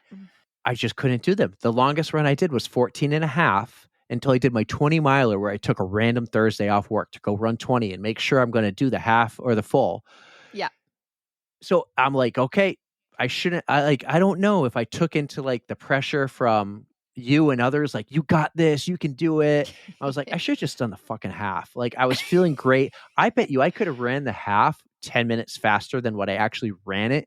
Like, because I did the half, I you think would in have pushed a little 2:04. harder, right? Right. Yeah, you probably would have pushed, but And I'm going through parts in my head, like, okay, you know what? We're going to just be a half marathon guy for the foreseeable future until I really have time to train for a full. yeah. And there's nothing wrong with that. I mean, you know what your sweet spot is. You know what kind of races you like. There's no pressure to do the marathon. But I mean, you signed up for it. So we were going to be like, yeah, go do Yeah, it. But if you had dropped, I wasn't going to razz you on it too hard. Well, I wasn't going to. Oh, you mean draw? Oh, no. Yes, you were. You Nah. totally were going to do it. Nah. You're waiting for the opportunity to razz on me. You're waiting for it. You know me. I'm not one who's going to force somebody into doing something they don't want to do. I don't know. You so wanted me not to bring the camper so you could give me a hard time. I was like, nope, I'm bringing it. Let me tell you about this part of the race, though. This is where it got hard in my head, because people are flying by me. And I realize they're relay runners, right? They're fresh. Oh, that's always the worst. Right. Pace groups I was are one now of those people, but yeah. But now pace groups are passing me, and I'm like, okay, well, there's the 4:15 pace group. I'm not going to get a 4:15. Then eventually the 4:30 passes me, and I try to stick with the 4:30. They're freaking flying down the hill, and I can't keep up with them. My watch is telling me now I'm at 20 miles, but really I'm at 19. I'm like, oh my God, like the Oh. mile marker is discouraging. That was There's a tough. lot And of stuff that's just messing Right. with your mental space, right? and I'm just like, okay, run, walk, try not, maybe do 5 and 1, maybe do 9 and 1. If I was taking a water, take my time with the water, the Gatorade. Mhm. That was discouraging, but it didn't last long because once I Good. hit the paved section of the rail trail again, I'm like, all right, we got this. We got this. I don't care about the time. I don't care about the watch anymore. It is what it is. In fact, my mind Yeah. was, I better hit 27 miles. It was at one point, I'm like, I better hit 27 fucking miles on my watch. And then you cross the bridge, the guys with the camera. I make sure I smile. I make sure I have a good time. I run by a porta potty at the baseball stadium, and I said, you know what? I have to freaking take another whiz, and I'm not going to get the opportunity to do it at the finish line. I think this is my last chance. So I use the porta potty, Yep. go to the bathroom one more time. I hit the hill to get up to Elm Street. I turn onto Elm Street, and I'm looking at the finish line, and you make a left-hand turn. And I'm like, oh God, that's the worst. bummer. What a bummer. And you kind of Yep. got to go a left and a right, and then a left and a right, and then you turn around and you go the opposite way on Elm Street, and you hit the finish Yep. line. And it was, I finished much stronger. You said I wanted redemption on the first Manchester Marathon. Well, my time was slower, but I injured myself on that last one.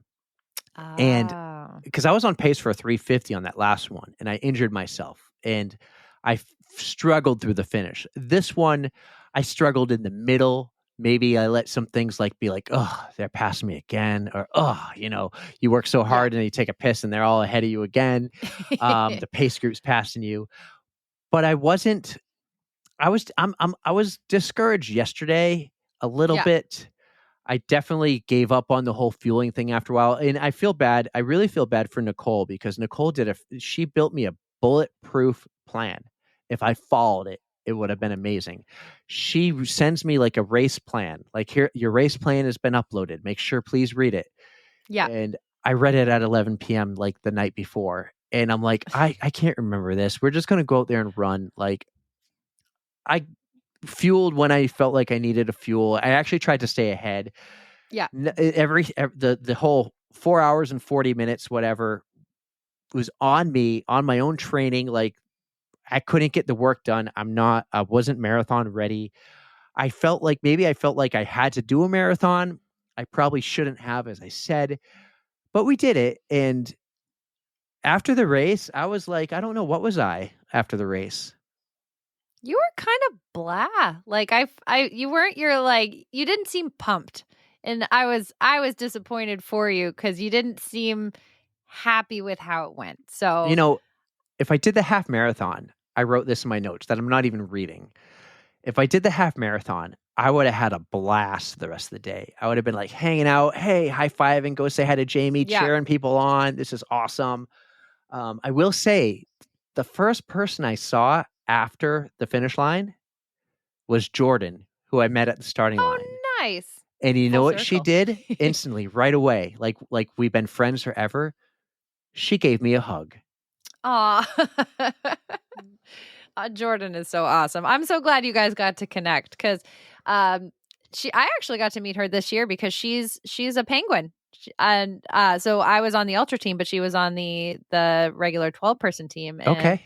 I was like, this is freaking great. I don't think I connect realized all the that. faces and names. Yeah. Yeah. Danielle is like Captain Extraordinaire and she connected everybody. So it was super great. Yeah. But well, did you have fun when you crossed the line? You got a hug from Jordan. Did you at least get to soak it in and say, yes, I did another marathon? I think I grabbed the medal in my hand, didn't even put it around my neck. I did after the hug with Jordan, I think. And then finally I found you. We took some pictures. Todd came over. We saw some other people. I saw Sharon, someone I met at the 10 miler. Mm-hmm. And we're debating where to go. And I was just just go eat wherever you want and tell me where you are. I'll meet you there. I wanted to walk down to the car. Let me tell you this. When I got to the car, the sun was baking on the car, and I sat in that car, and it was like that warm feeling of the sun. It was just like the warmth is in the car, right? I just sat there without a shirt on. I'm like, this is great. I don't want to move. I don't want to go.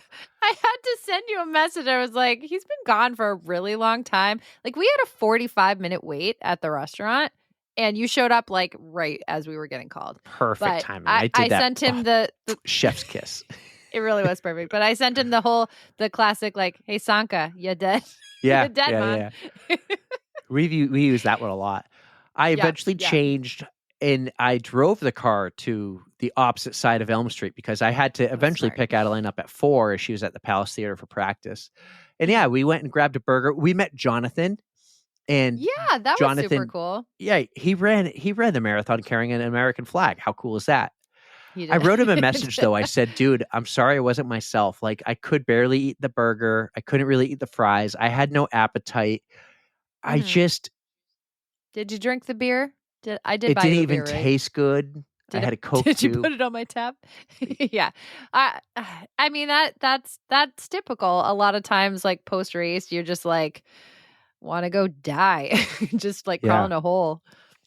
I couldn't walk. It was hard. Well, I had pretty early on, I knew this was going to happen. I had an uncomfortable area that I knew was just, it didn't really get worse, but it was definitely, we're talking about chafing, right?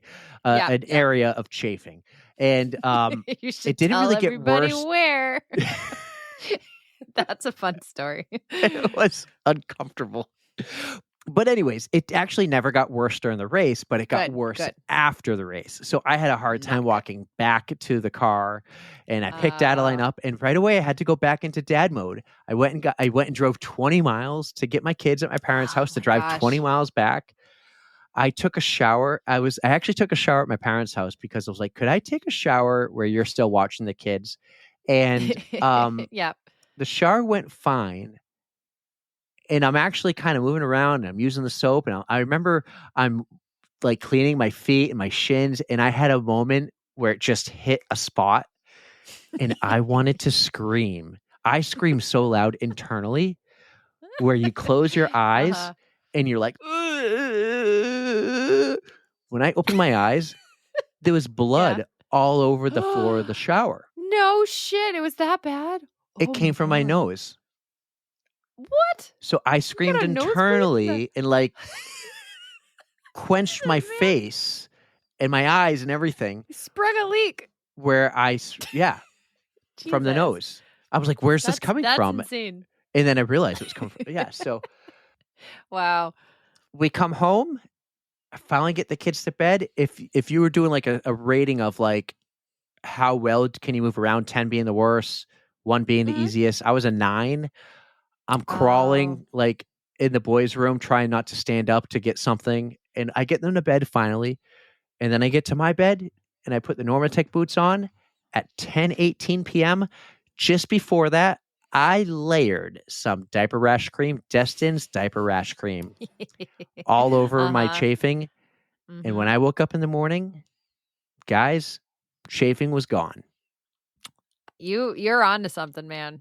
Diaper rash cream is the dream. Might be brands like this was Destin. Someone told me they tried it. It didn't work. Like, you just got to lather that thing on. And But yeah, I went back into dad mode. And then today I wore the boots again this morning. I had an active day, had to go to my parents again, winterize the camper. I was up and down ladders, putting the cover on the camper. So I've been moving around, went for a walk. I feel good today. Active recovery is key. It'll help. I'm a terrible storyteller. This is not for me. You are doing just fine, my friend. So overall, here's what I came up with, and then you can ask me questions. Sure. Marathons are freaking hard. This one, though, for some reason, was harder than my Ironman. But when I did the Ironman, I had the training. And I just don't have the time to put into the training now. And I think I'll go to Nicole and I'll say, hey, next year, this is the plan. Let's go crush some half marathons. Like, let's freaking crush it. We can probably PR a couple times in half marathons. My PR is a 142. We can get into the 130s. I really think we can. Yeah. the awful day was all my own fault. Nothing to do with anyone else. It's just my training, the time. I couldn't do it. I was foolish is a word I've used lately about, I think, when some people think they can just go do anything on a whim. I think sometimes that's foolish. I was definitely Winging foolish. it's not for everyone. Right. We can wing, like we just winged a podcast guest appearance, right? Just totally winged That happened to work out great, but because we do it weekly. We're trained. We're training every week for this. I didn't train right for this marathon. I feel like we can crush some halves. So there you go. I want to say Millennium Running put on a great race. I've never seen that rail trail, the Goffstown Rail Trail, look so clean. And I remember like when I ran this race 5 years ago, leaves everywhere because I tripped on something and fell and I couldn't see it because of leaves. The trail looked amazing. The course was great. The porta potties were clean. The aid stations were phenomenal. The staff was great. And I'm not just saying this because we had Jamie last week. Like Jamie did great at some announcing. Jamie did amazing at announcing. Oh, yeah. It was a great freaking day. The weather was perfect. So thank you, Millennium, for bringing that weather, right? Yep. Saw so many people, and that caught me off guard. How many people were cheering for me? Seriously? For you, dude. What the heck? I've never had that. I wrote a list of names here. I'm missing people too.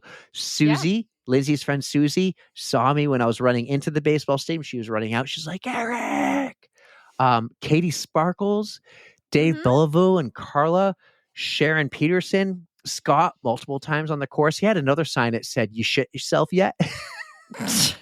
Love you, Scott. Tracy was there. Yuki's Eric was there, and then Tracy's Eric was there. Tracy's Eric was on a bike pacing someone. Don't tell anyone though. Awesome. We don't want to get them DQ'd after New York the other week. It wasn't an e-bike, right? I don't think he was pacing. I think he was just supporting. It was very in the back. Yeah, unfortunately, I had a whole plan of having e-bikers with me to pace me, but I couldn't do it in the times. Like it was too fresh. Jordan with the big hug. Yuki with the aid station. Yuki, I walked by Yuki the second time, and she had her head down filling waters, and I just said, "Oh, Twizzlers," and kept going. I just didn't want to make like a scene or stop. And then Carolina was there, and she saw me at one of my walking points and she goes, "You better talk about this on the pod." I'm like, "Oh, don't you worry, I will."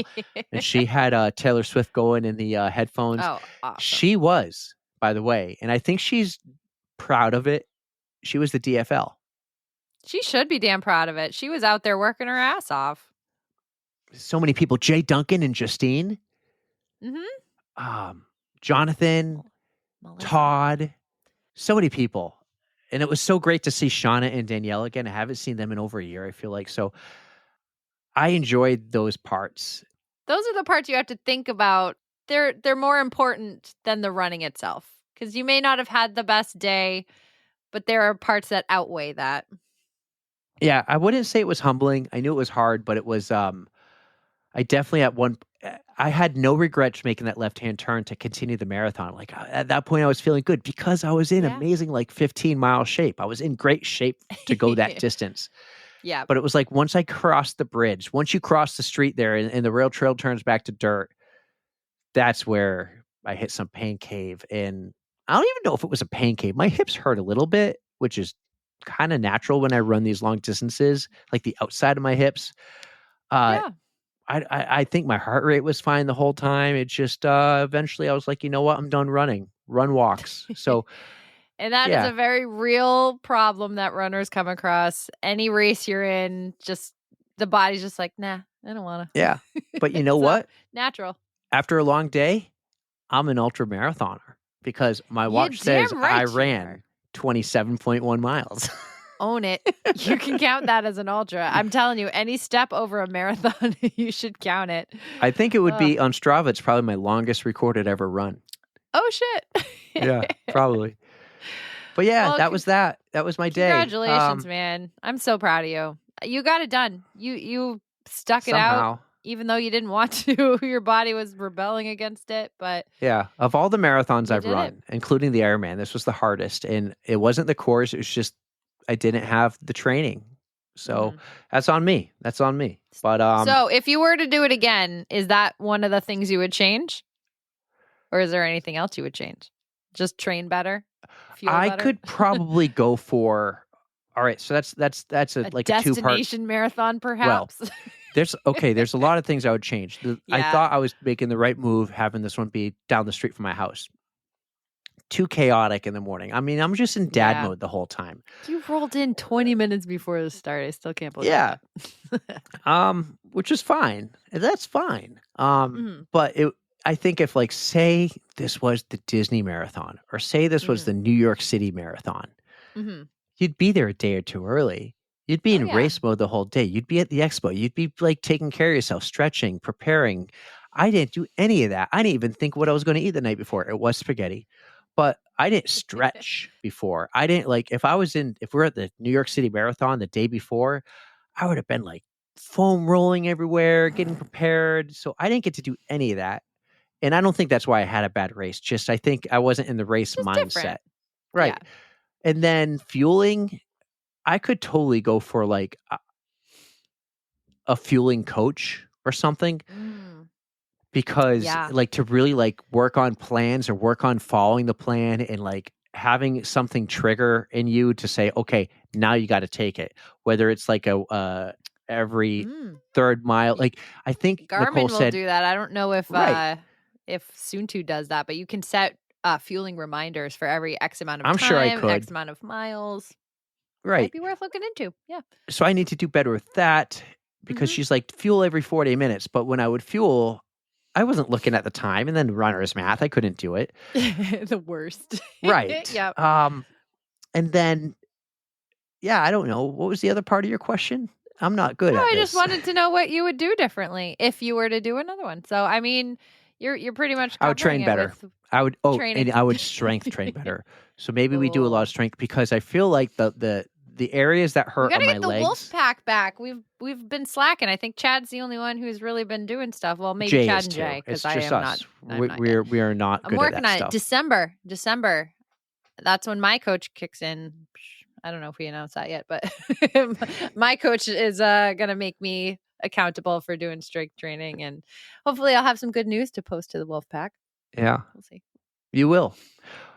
But yeah, dude, I have to say I'm super proud of you, and just the fact that you ran this and you really didn't even get any downtime. Like you had to go right back into dad I went right mode, back and to. You know what? I got 2 hours actually. I'll take it. I'm glad I you got two. put the I got boots 2 on, hours to if hang nothing out at the else. bar and sit there, and Good. I wasn't myself. I definitely wasn't myself. I'll say this: yesterday, I was like, "Well, we did it, but should have done the half marathon." Today, I'm happy I did it. The medal Yeah. was massive. Oh my Great god, job yeah. on the medal, Millennium. Absolutely massive. Dinner The plate. yeah, it was a fun day overall. I needed a day. I needed a day like that. It was a fun day. Yep. Even though it was only for a few hours, but it was a good mental thing. And got the Yeah. run in and got to hang out with some people and see people. I hope to do more. I will be at that race next year. I would love to do the half or do a half relay. I'm not going to do the full. I am not going to do a marathon next year. I made that decision. That's fair. That with is the fair. exception, I have an exception. If I can get into New York City and run it with Hannah, my sister. There you go. That's the only exception. And besides that, I don't think I'll run a marathon for a few years until I can put in the training. And that might be like I would have to do the training more like in the winter and spring, which would suck because I love to ski. So I think That's good cross training. it is. It's great cross training. But I need to do the distance days. And I feel like I need to do many distance days. And I only did one. So yeah, I wasn't there. My fault. I was foolish.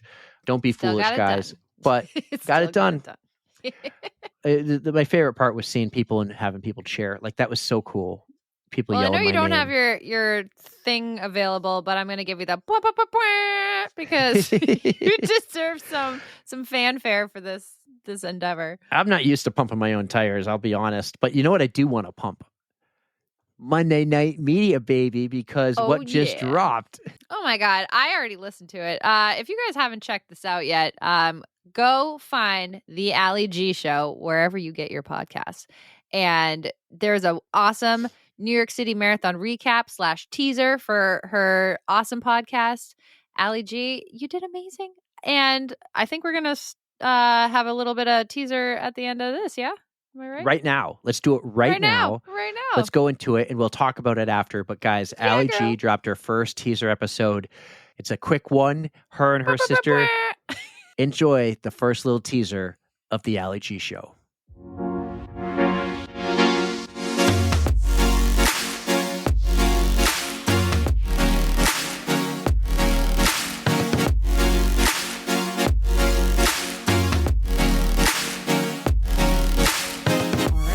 Guys, how's it going?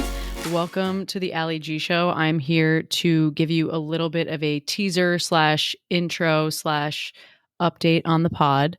I have a few episodes recorded already. We're planning on rolling out the first few at the beginning of next year, which is going to be super, super exciting and really fun. But I wanted to do this little teaser to kind of intro my sister and bring her on the pod before I have her on when we have much more to talk about and once we get up and running. But today we're going to give you a little bit of a New York City Marathon recap with the G sisters so we can tell everyone about our experience. And then I will be outroing you into a little teaser and segment from On the Runs and Monday Night Media, which is, you're going to hear about what to expect on the Allie G show when it finally rolls out. So with that, Kate, welcome to the Allie G show teaser. I hope you're ready to talk about your New York City Marathon experience because I am. It's very exciting. I love watching you run. It's one of my favorite things to do. So yeah, welcome. Thanks for having me. Ugh, I feel like I'm obligated to have you. No, I'm just kidding. I know this is really hard to schedule, so I appreciate you making time for me. To be honest, like you call Kate, she doesn't even answer. It's crazy. No, but busy. I booked and busy. The G sisters are booked and busy. No, I would love to hear your perspective on the New York City Marathon because we had a very special week / weekend leading into the marathon. And I obviously have my point of view, but I would love to hear your little recap. Tell me about the days leading up to it, what we did at the expo, bib pickup, all the shakeout runs that you did, that I did. I'll get to that. Yeah, and then we can kind of go through our night before the race and our little rituals. Okay, yeah. I mean, I don't even really know where to start. New York chewed me up and spit me out once again, and I can't say that I love that. But we had a really great race weekend. I think we got to start together, which is something that never happens to the G sisters. Shout out Richie. Shout out Richie for making that happen. So that was really special, getting to start together. You, me, Sid. The expo was awesome. We had a good time. All the merch. I don't know. It was just fun. It was fun this year. The merch got me good. The merch got me really good. What did you get? What did you pick up? What's your favorite piece of merch? You already know that I didn't get anything. Well, you got, and you ran in the backline singlet. I did. Okay. Well, so if that's not your favorite piece of merch, I don't know what is. I apologize. I do love that singlet, and I'm very happy that I wore it on race day. Very comfortable. Yeah, Kate and I not only started together, but we also ended up matching at the race, which, as you know, as sisters, grinds my gears a little bit, but it was fine. It's all fun and games. So that was really fun. And then what kind of shakeout did you do? I didn't do any shakeout. You didn't do any shakeout? No. You know my this is training hilarious style. Because people are ready to hear like from us having this grandiose experience. And we just had two totally different experiences other than starting together. Yeah. I feel like I didn't even see you for like a month before the race. I feel like I'm way more unserious than you are about it. But I was fresh off Chicago a couple weeks ago. So I ran once the week after Chicago and it hurt a little bit. And I was like, I don't think I need to do that again until I have to do it again. And that was New York Day. Okay, but I want you, I'm going to pause you for a second. Can you brag a little bit about Chicago? And we're backtracking, but tell us about what you did in Chicago. I ran the marathon. Stop, no. Kate. I got into Chicago after I'd already signed up for New York, and I picked Chicago as my race.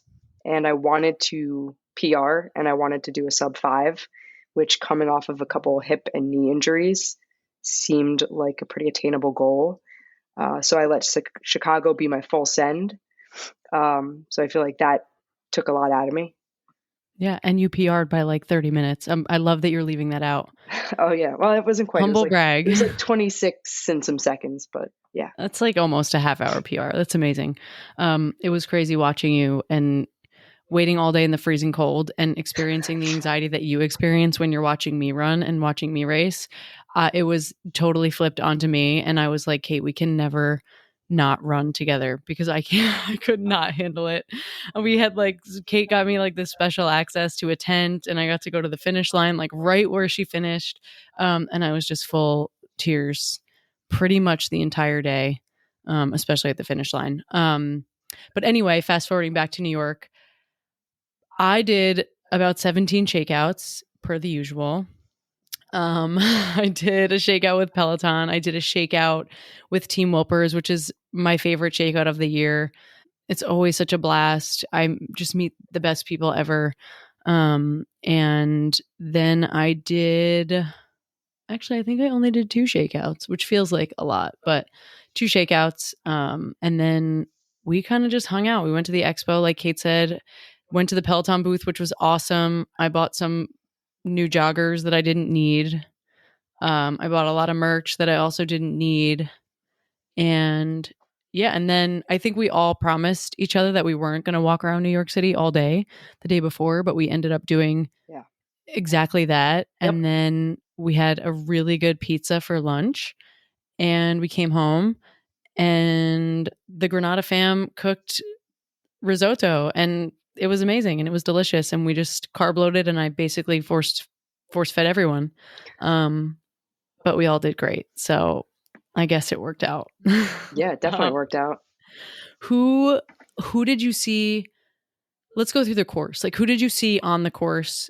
Were you planning to see them? Were you not? Like, did you know where everyone was going to be? Because you and I are very different on this. Like, I feel like you are super, super prepared. And like, I just pick 1 or 2 groups where I'm like, I know you're going to be here. And then I just kind of piece together where everyone else is going to be.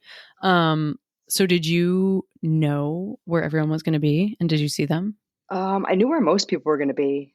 We saw our friends Vit and Avery a couple times. They weren't quite where they said they would be the first time, which was a little, nerve-wracking, where they weren't where they said they were going to be.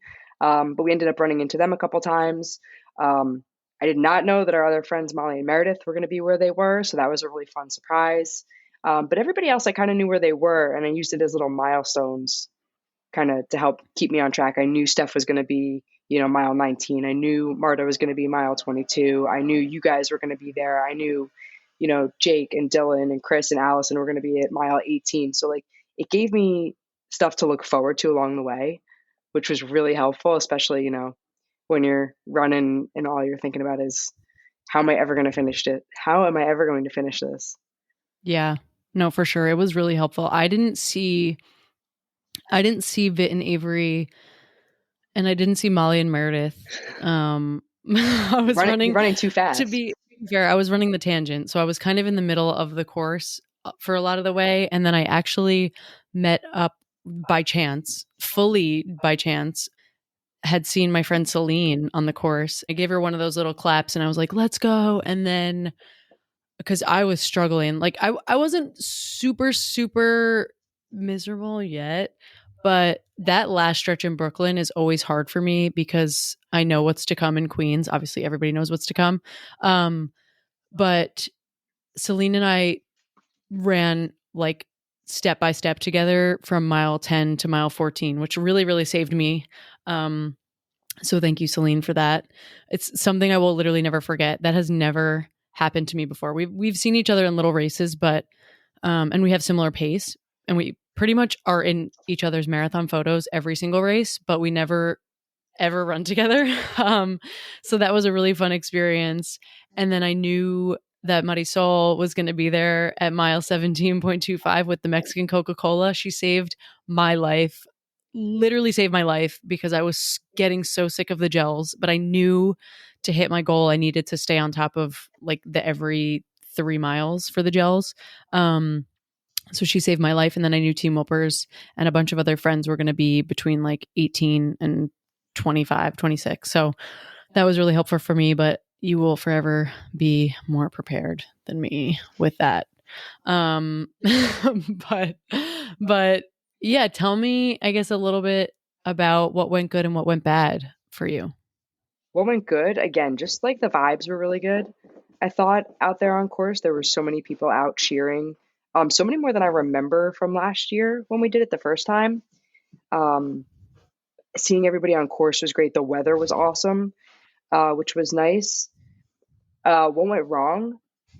It was a tough day. I was running with our friend Sid, who had never done a marathon before, so it was our first time. We decided to run it together, which was great. Like I loved doing that. I think that was so much fun.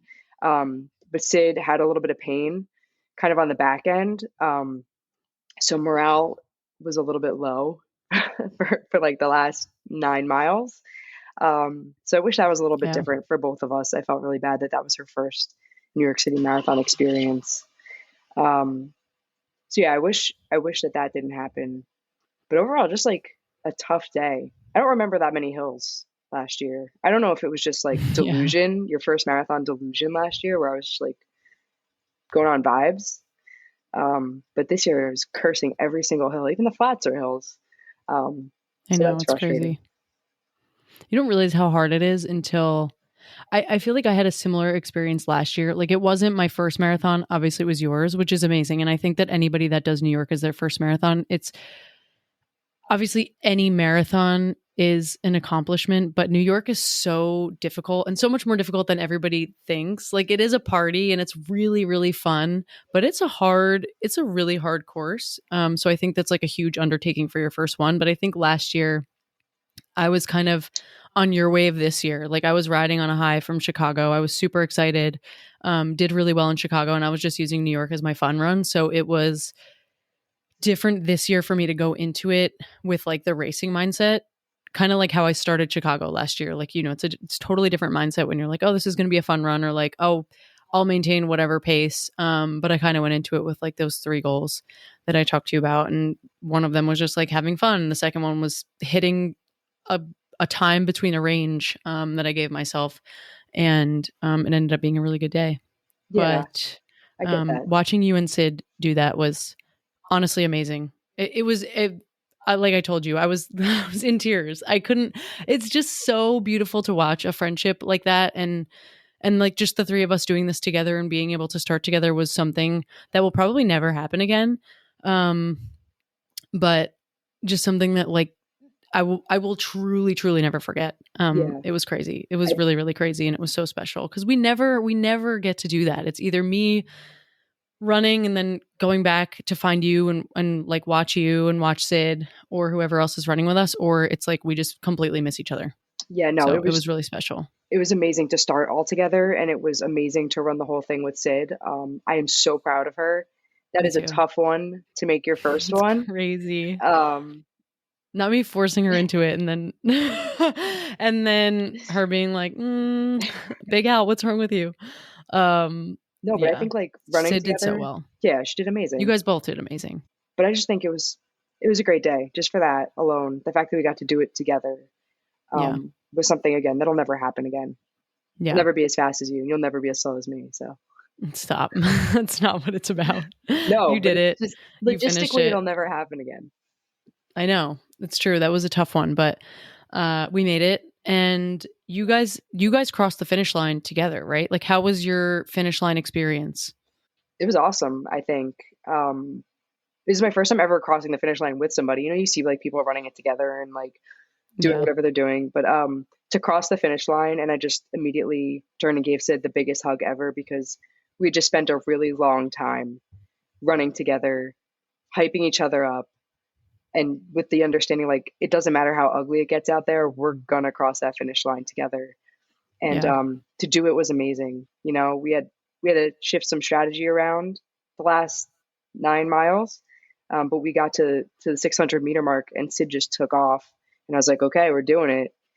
You know, so we got to sprint across the finish line together, and I got to give Sid her medal, which was really nice as a volunteer. I didn't really give them a choice. I was like, I'm going to give this to her, and I took it. But that That's was so really cute. special. I think Sid and I have a really great friendship that was born at NYRR runs. We ran the That's Queens right. 10K together when you got sick, and it was just me and Sid. Oh my God. Fresh new friends, driving That's to right. Queens, I cursing just sent you everything of that off. day. I You just sent did. you off on your way. I was like, guys, I Oh man, could not move. I was like, you have to go without me. yeah, and we did. And they're like, we're not doing it without you. I'm like, just go do the race. And Please. everything that could have went wrong that day did. We hit so much traffic. The parking was a nightmare. We had to run to the start line where they were literally taking down the start mat. So we were running, not even knowing if our time was going to count or if it was going to make a difference. But we did that together, and we had a really great bonding day. And it was really a full circle moment when we got to cross the New York City Marathon line together after having crazy. done it. Yeah, Sid and I were born and raised on the course. That's right.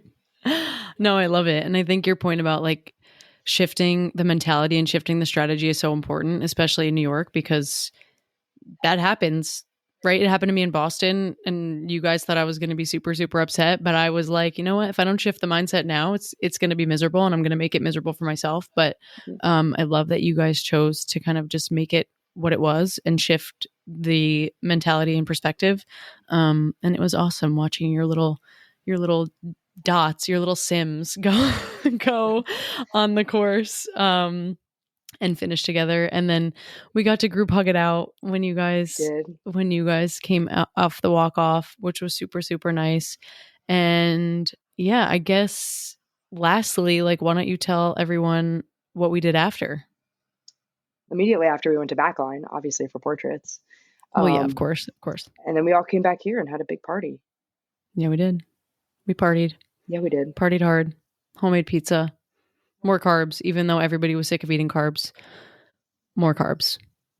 Because that's what we needed. I took a shot immediately after crossing the finish line that Mancini gave to me, because I was like, if I'm hitting my PR, I'm like, hand it to me. I'm like, if I'm hitting my course PR, hand it to me. If I'm not, I'm like, don't come near me. She handed it to me, and I was like, all right, I got 2 miles to go. I can stay in it. And then, yeah, I got to give Mariana her medal, as you know, which is like our little post-race tradition. So that was really nice. After I begged a cop to let me stay at the finish line, I was like, can you just pretend you're talking to me, even if you're not talking to me, so I can just stand here? But that was really fun. And then we just had a really fun night, like bonding and reflecting on the run, which I think was like, it sounds so cheesy to say out loud. But like, I remember Sid coming up to me and being like, hey, do you want to come in the front room and like do boots, and you can Theragun, and we can like dissect the race, and we can talk about our experience. And it just like warmed my heart, because we had all gone through, obviously we all had very different experiences, but we had all gone through the same, at the end of the day, the same run, the same race, course wise, of course, and pain wise, I'm pretty sure, because I could not move. But that was just so special when like the three of us got to just kind of sit in the other room while everybody else was still partying, and kind of have like our little post race huddle, which was really fun. That was the best part of the night. It was. Getting to just hang out and debrief. Theragun my legs. Debrief, Theragun, all of us switching off using the boots in rotation, Epsom salt baths, all of it. And how do you feel now? I feel okay. I mean, like physically, I feel okay. I'm a little sore still. Got some IT. It took me a minute. But it took me a minute. Better than I anticipated feeling. I love that for you. Yeah. I am still hobbling down the stairs. And every time I do any ounce of activity, I think my legs are going to fall off, but maybe it'll go away soon. I don't ever remember having this much time like being sore, which I guess is a good thing, because it means I ran hard, but I don't really know. What's it like to be the chosen one? No, I'm really in a lot of pain. Anyway, I'll get through it. It'll be fine. I don't want to complain. But no, thank you for doing this with me. Thanks for being a part of the teaser. This is just a little taste of what everyone's going to hear on the Ali G show, plus a lot of music talk, plus a lot of other banter, I'm sure. I can't wait for our real episode together. It's going to be really fun. I'm going to have to force you to talk to me for like 45 minutes. So might get a little crazy. No, I'm just kidding. But thanks for doing this with me. And then to our listeners, if you want to stay on and listen, you can kind of hear the little teaser trailer I did with On the Runs and Monday Night Media to hear about what you'll experience with the Ali G show. But thanks, Kate. Thanks for having me. Ali G, girl, I'm so proud of you. This is going to be an amazing podcast. You are going places. I can't wait to listen to what you got in store because, like you said, you got some more episodes lined up and ready to drop, and you got some listening ears right here. That was fun. I so enjoyed that. I was so happy she finally did. She has a couple episodes recorded. I've edited, but she's like, you know what? People are asking about it, and should I put out like a trailer or a teaser? I was like, Hell yeah. why I'm not glad do a you New did. York City recap and give people an update on the pod and when it's going to drop? And it was a learning, like I edited that entire episode in Riverside. Mm-hmm. It was a test. That's what it was. And so we're testing things and we're trying things out, and we want to Yeah. perfect this before episode 1 really happens in January. And I'm so happy we did it. Nicole's recording her stuff. Maurice is going to start soon. Awesome. I Ali, I enjoyed. love your sister, by the way. She's funny because she's just, I don't know, she's very opposite of you almost. Like you're super like want to talk, and it's like you gotta pull some teeth getting stuff out of your sister. But Kate, you're awesome. Congratulations to all of you guys on New York City, though. I'm so proud. Like it's such an experience, and I hope a lot of people, winkety wink, get to experience New York City, especially next year. Yeah. So we'll Oh see my if that happens. But Well, I will be there in New York City next year. I have to make it, whether I'm running or cheering. I feel like I have to be there for Hannah because she is definitely doing it. She did the 9+1, but that was super cool. I can't wait to keep working with them. This is truly like, this is going to happen. This is going to happen. I enjoyed every minute of editing it, this producing is so cool it, for Monday putting Night it out, Media. getting her social media clips, going back and forth. We're picking out the fonts and the colors. Like this has been so cool, so freaking cool. I freaking love it, man. I'm on a high. I'm on a high after that terrible race recap I just gave you on my marathon. I'm on a high. We're gonna listen to this, and he's gonna just entirely cut that whole section. Yeah, you better be leave like it, dude. People deserve to at know. midnight when I'm editing. I'm like, I hated it. I cut it out. It's my podcast. I can do what I want. For like the 15th time, marathons are hard, and everybody should know there's different experiences. So this is yours, Eric. I'm glad you shared with us. I'm still processing it. We're only 24 hours after. I'm still like, I'm glad I we was didn't like, record yesterday because that would have been a shit show. You would have been like, no, I have no no capacity for this today. I guess, yeah. I See, still now don't. you know why I get so tired. Yeah. Well, okay. Let me talk on that. Actually, yeah. I always say what, Erica, give me content. Give me content in your ultra marathons and everything. Give me content. Just take the phone out, make some videos. Yep. You know what I didn't do? I didn't do any of that. Because see how difficult it is? I didn't want to take the phone out of my Fit belt and like unzip, do the passcode, take a video, put it back in. Now you know it's not easy. It is not easy. Oh, well, no, it's easy, but it's just, no, it's not easy. I was like, dude, Eric, you're a hypocrite, man, if you're not going to do it. And then at one point, I just didn't care. See, that's one of the things. And you also get to the point where you have to focus on what you're doing. Like, content should be second. You know what you know what I mean? No. You're a runner first. I'm kidding. Runner first, content second. When you're not running, content's first. When you're running, it's not. See, there you go. Yeah, I thought I would have taken more videos, and I took one at the baseball stadium. And then at one point, I was just like, I don't know what I'm even going to say. And so I didn't do anything. And so I give you a hard time for that. I give you a hard time in a fun way for a lot of things. Yeah, in a fun way. You know, like your homework. How many homework assignments were you given this year? How many did you actually do? And you ask for it sometimes, but like I pick and choose. I get it. Well, I know, man, but we're trying to build the brand, and we got to get stuff out there, and it's hard when you're in the middle of something. And yeah, no, it totally was. It totally was. Like I didn't want to. Throws you off your game. I kind of feel like like I mentioned earlier. I'm just looking at her name, so I'm thinking of it. Like when I saw Yuki for the second time, I didn't say, "Hey, Yuki," because she was busy, right? She was busy, and I felt like I don't want to bother her when she's like she's focusing on pouring all the water in those little cups. Which is so And I nice of her, just, by the way, for having yeah, like this was an independent aid station that she just set up, I I think, think it right? was, but she, Amazing. I yeah, love she had her. a sign like that said you could do hard things, and I just said, "All right." I grabbed some Twizzlers, which are clutch, Yuki. Thank you for the Twizzlers, You just said, yeah. and I kept You going. did do a hard thing. I didn't want to stop, but it was, Yeah. you dude, like my favorite part was meeting people, seeing people getting cheered for, meeting Jonathan, seeing Susie. Oh my God, when Susie yelled my name, I had like, oh, and I was feeling great. That was only mile 5. I was like, yeah. It wasn't my favorite part though. My favorite part was definitely getting a hug from Jordan, because we've never met until 4 hours and 41 minutes earlier. I think And that's she awesome. saw me as I just crossed the finish line. I took a right, and she just gave me a hug. I wasn't even 100% sure it was her. I was just like, I looked at her. I'm like, I think But I know she you. knew it was you. So, oh, it was hard. I'm also being like quiet, I think, in my mind because the boys are sleeping. But yeah, it was a hard day.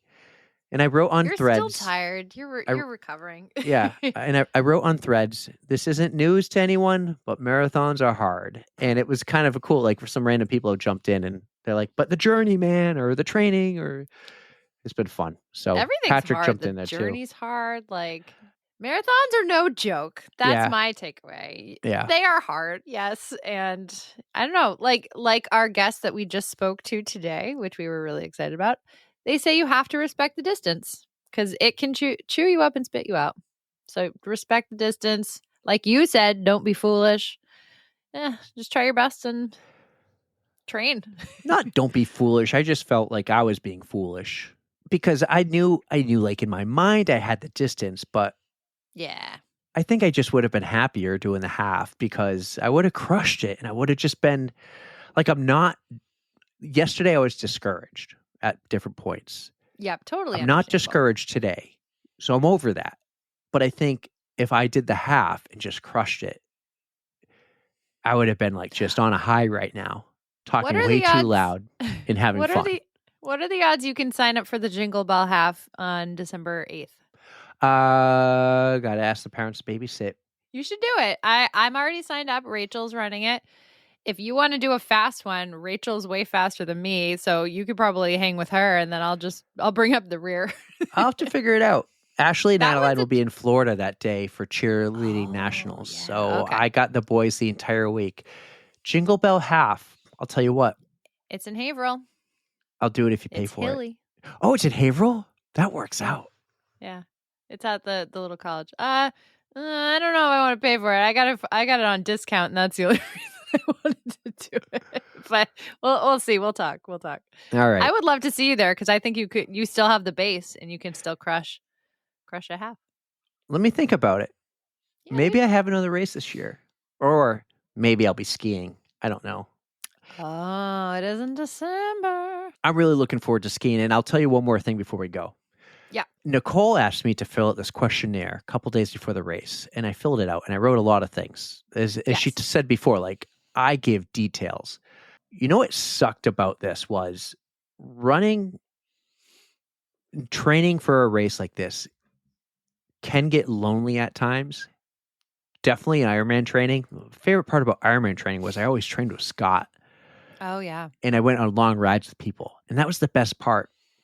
But everyone has a different training cycle for like marathons right now. And they never matched up, right?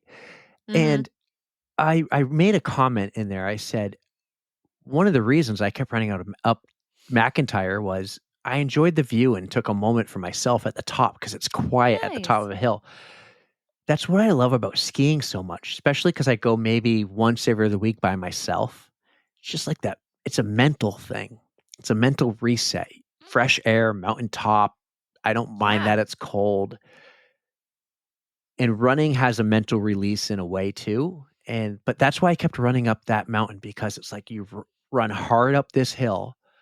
It's a big hill. It's like a 5-minute climb.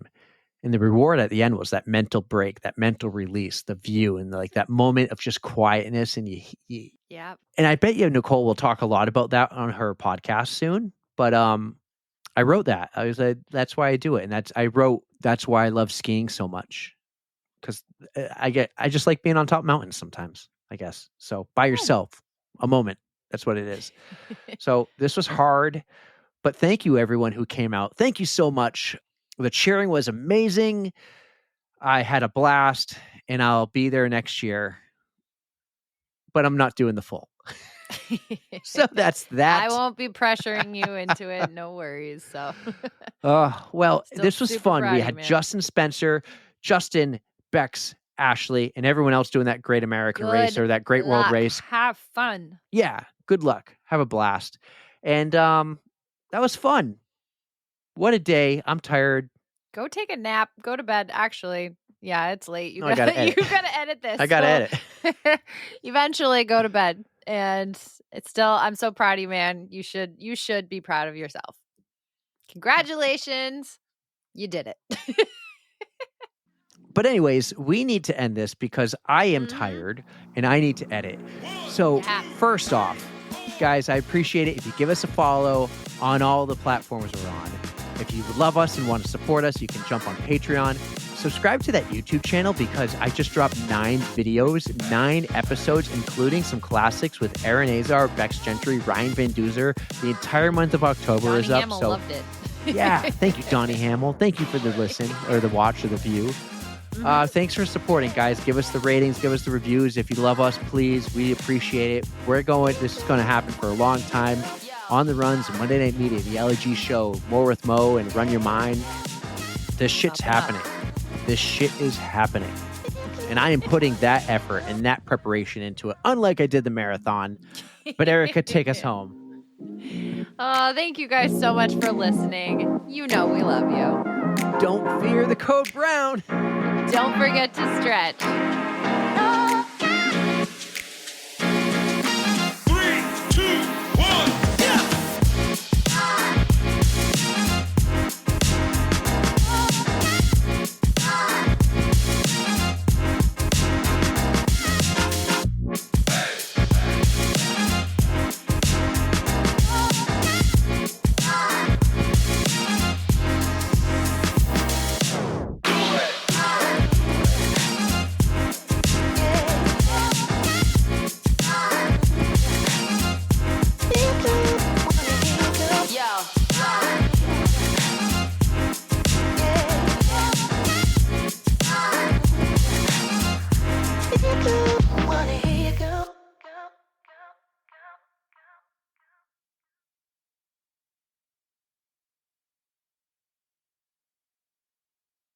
But guys, thank you so much.